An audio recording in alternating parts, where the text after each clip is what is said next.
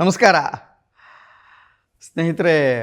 30ನೇ ತಾರೀಕು ಮೇ 30 ರವಿಚಂದ್ರನ್ ಅಭಿಮಾನಿಗಳಿಗೆಲ್ಲ ಒಂದು ದೊಡ್ಡ ಹಬ್ಬ. ಯಾಕೆಂದರೆ ಅವರ ಪ್ರೀತಿಯ ಹುಟ್ಟುಹಬ್ಬ ಅವತ್ತು. ಏನು ಮಜಾ ಇದೆ ನೋಡಿ. ಬಹುಶಃ 60 ದಶಕದ ಉತ್ತರಾರ್ಧ ಅಂತ ಭಾವಿಸ್ತೀನಿ. ಆಗ ವೀರಸ್ವಾಮಿಯವರು ಕುಲಗೌರವ ಅಂತ ಒಂದು ಪಿಕ್ಚರ್ ತೆಗಿತಾರೆ.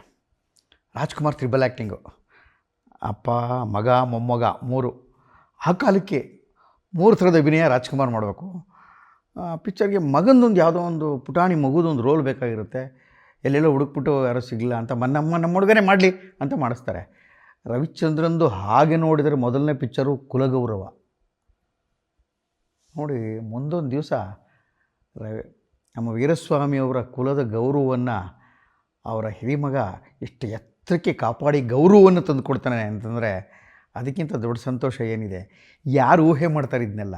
ಇದೊಂದು ವಿಚಿತ್ರ ಕಾಕತಾಳಿ ಅಲ್ವಾ? ನನಗೆ ಆಶ್ಚರ್ಯ ಅನಿಸೋದು 70ರ ದಶಕದಲ್ಲಿ ನಿಧಾನವಾಗಿ ಕನ್ನಡ ಚಿತ್ರರಂಗ ಇನ್ನಷ್ಟು ಅರಳಿಕೊಳ್ಳುತ್ತೆ. ಭಾಳ ಅದ್ಭುತವಾದಂಥ ಪಿಕ್ಚರ್ಗಳು ಏನೇನೋ ಬರ್ತಾ ಇರುತ್ತೆ. ಎಲ್ಲ ಇದೆ, ನಡೀತಾ ಇರುತ್ತೆ. ಏಕೆ ರಾಜ್ಕುಮಾರ್ ಇರ್ತಾರೆ, ನಿಧಾನವಾಗಿ ವಿಷ್ಣುವರ್ಧನ್ ಎಂಟ್ರಿ ಆಗುತ್ತೆ. ಆಮೇಲೆ ರಾಜ್ಕುಮಾರ್ ಜೊತೆನೇ ಕಲ್ಯಾಣ ಕುಮಾರ್, ಉದಯ್ ಕುಮಾರ್ ಎಲ್ಲ ಬಂದು ಹೋಗಿರ್ತಾರೆ. ಆಮೇಲೆ ರಾಜೇಶ್ ಬಂದು ಹೋಗಿರ್ತಾರೆ. ತುಂಬ ಜನ, ಗಂಗಾಧರ್ ಎಲ್ಲ ಇರ್ತಾರೆ. ಭಾಳ ದಿಗ್ಗಜರೇ, ಭಾಳ ಚೆನ್ನಾಗಿ ಮಾಡೋ ಆ್ಯಕ್ಟ್ರ್ಗಳೇ. ಪೋಷಕ ನಟರಲ್ಲಂತೂ ಅದ್ವಿತೀಯರಾದವರು ಇರ್ತಾರೆ. ಬಾಲಕೃಷ್ಣ, ನರಸಿಂಹರಾಜು ಎಲ್ಲ ಆಗಲಿ, ಡಿ ಕೆ ಮಾಧವರಾಗಲಿ ಅಥವಾ ರಾಜಾನಂದ್ ಆಗಲಿ, ರಾಜಶಂಕರ್, ತುಂಬ ಜನ ಬಂದು ಹೋಗಿರ್ತಾರೆ ಆ ಟೈಮ್ಗೆ. ಇಂಥದ್ದೊಂದು ಟ್ರೆಡಿಷನಲ್ ಆದಂಥ, ಅಂದರೆ ಪರಂಪರಾಗತ ಮೌಲ್ಯ ಇರುವಂಥ, ಪರಂಪರಾಗತ ಶೈಲಿ ಇರುವಂಥ ಒಂದು ಚಲನಚಿತ್ರರಂಗಕ್ಕೆ, ಕನ್ನಡ ಚಲನಚಿತ್ರರಂಗ ಹಿಂಗೆ ನಡ್ಕೊಂಡು ಹೋಗ್ತಾ ಇದೆ. ತುಂಬ ವೃತ್ತಿ ರಂಗಭೂಮಿಯ ಹಿನ್ನೆಲೆಯಿಂದ ಮತ್ತು ಅದರ ಒತ್ತಡಗಳಿಂದ ಮತ್ತು ಅದರ ಪ್ರಭಾವದಿಂದ ಪೂರ್ಣವಾಗಿ ಮುಕ್ತ ಆಗಿರೋದಕ್ಕೆ ಸಾಧ್ಯನೇ ಆಗಿರಲ್ಲ. ಅಂಥ ಟೈಮಲ್ಲಿ ರಾಜ್ಕುಮಾರ್ ಹೆಚ್ಚ, ವಿಷ್ಣುವರ್ಧನ್ ಹೆಚ್ಚ ಅಂತ ಅಭಿಮಾನಿಗಳು ಇನ್ನೇನು ಹಿಂಗೆ ತಿಕ್ಕಾಟ ಮಾಡ್ಕೊಂಡಿರ್ತಾರೆ ಆ ಟೈಮಲ್ಲಿ.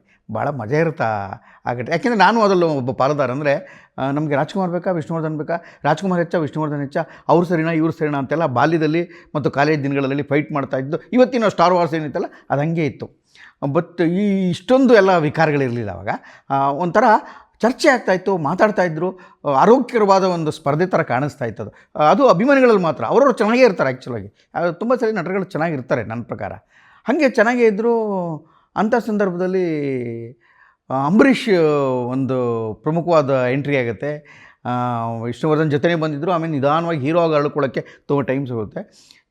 ಮತ್ತು ಹಾಕಿದ ದುಡ್ಡನ್ನು ಆ ಕ್ಷಣಕ್ಕೆ ವಾಪಸ್ ತಂದುಕೊಡೋದ್ರಲ್ಲಿ ಅಂಬರೀಷ್ ಅವ್ರ ಪಿಕ್ಚರ್ಗಳು ಅಲ್ಲಿಗೆ ಸಹಾಯಕವಾಗಿ ತುಂಬ ಜನ ಅಂಬರೀಷ್ಗೆ ಒಂದು ಪ್ರೊಡ್ಯೂಸರ್ ಫ್ರೆಂಡ್ಲಿ, ಪ್ರೊಡ್ಯೂಸರ್ಗೆ ಭಾಳ ಅನುಕೂಲ ಮಾಡಿಕೊಡುವಂಥದ್ದು. ಆಮೇಲೆ ತುಂಬ ಪ್ರೆಷರ್ ಇಲ್ಲದೆ ಇರುವಂಥ ನಾಯಕ ನಟ. ಇವನ್ನು ನೋಡೋದೊಂದು ವರ್ಗ ಇದೆ ಹಳ್ಳಿಗಾಡಿನ ಒಂದು ಗ್ರಾಮೀಣ ಪ್ರದೇಶದಲ್ಲಿ. ಆಮೇಲೆ ಆ ಥರದ್ದೊಂದು ಸ್ಟೈಲಿಶ್ ಆದೊಂದು ನಡಿಗೆಗಳಿದೆ, ಲುಕ್ಸ್ ಇದೆ ಅಂತೆಲ್ಲ ಮಾತಾಡ್ಕೋತಾ ಇರ್ತಾರೆ. ಇವೆಲ್ಲ ಚರ್ಚೆಗಳು ಸಾಮಾನ್ಯ ಜನರಲ್ಲಿದ್ದ. ಇಂಥ ಸಂದರ್ಭಗಳಲ್ಲಿ ಅಂಬರೀಷ್ದು ಬಹುಶಃ ನನಗೆ ಗೊತ್ತಿದ್ದಂಗೆ ಖದೀಮ ಕಳ್ಳೂರ್ಣ ಅಂತ, ಖದೀಮ ಕಳ್ಳೂರ್ಣ ಬಹುಶಃ ಇನ್ನೊಂದು ಪಿಕ್ಚರ ಚಕ್ರವ್ಯೂಹ ಇರಬೇಕು. ಚಕ್ರವ್ಯೂಹ ಈ ಪಿಕ್ಚರ್ನಲ್ಲಿ ಆಕಸ್ಮಿಕವಾಗಿ ಒಂದು ವಿಚಿತ್ರವಾದೊಂದು ಪಾತ್ರಧಾರಿ ಕಾಣಿಸ್ಕೋತಾನೆ. ಗಡ್ಡ, ಮೊನಚು ಲುಕ್ಗಳು ಮತ್ತು ಇವತ್ತಿನ ಕಾಲಘಟ್ಟಕ್ಕೆ, ಅಂದರೆ ಈ ದಶಕದ ಈ ಶತಮಾನದ ಕಾಲಘಟ್ಟಕ್ಕೆ ತುಂಬ ಮುಖ್ಯ ಆಗಿರುವಂಥ ಒಂದು ಅದ್ಭುತವಾದ ಬೇರ್ಡು, ಒಂದು ಗಡ್ಡ, ಒಂದು ವಿಚಿತ್ರವಾದ ಕನ್ನಡಕ, ಒಂದು ಬಂದೂಕ, ಎಲ್ಲೋ ಮೇಲೆ ಕೂತ್ಕೊಂಡು ಹಿಂಗೆ ನೋಡ್ತಾ ಇರೋದು.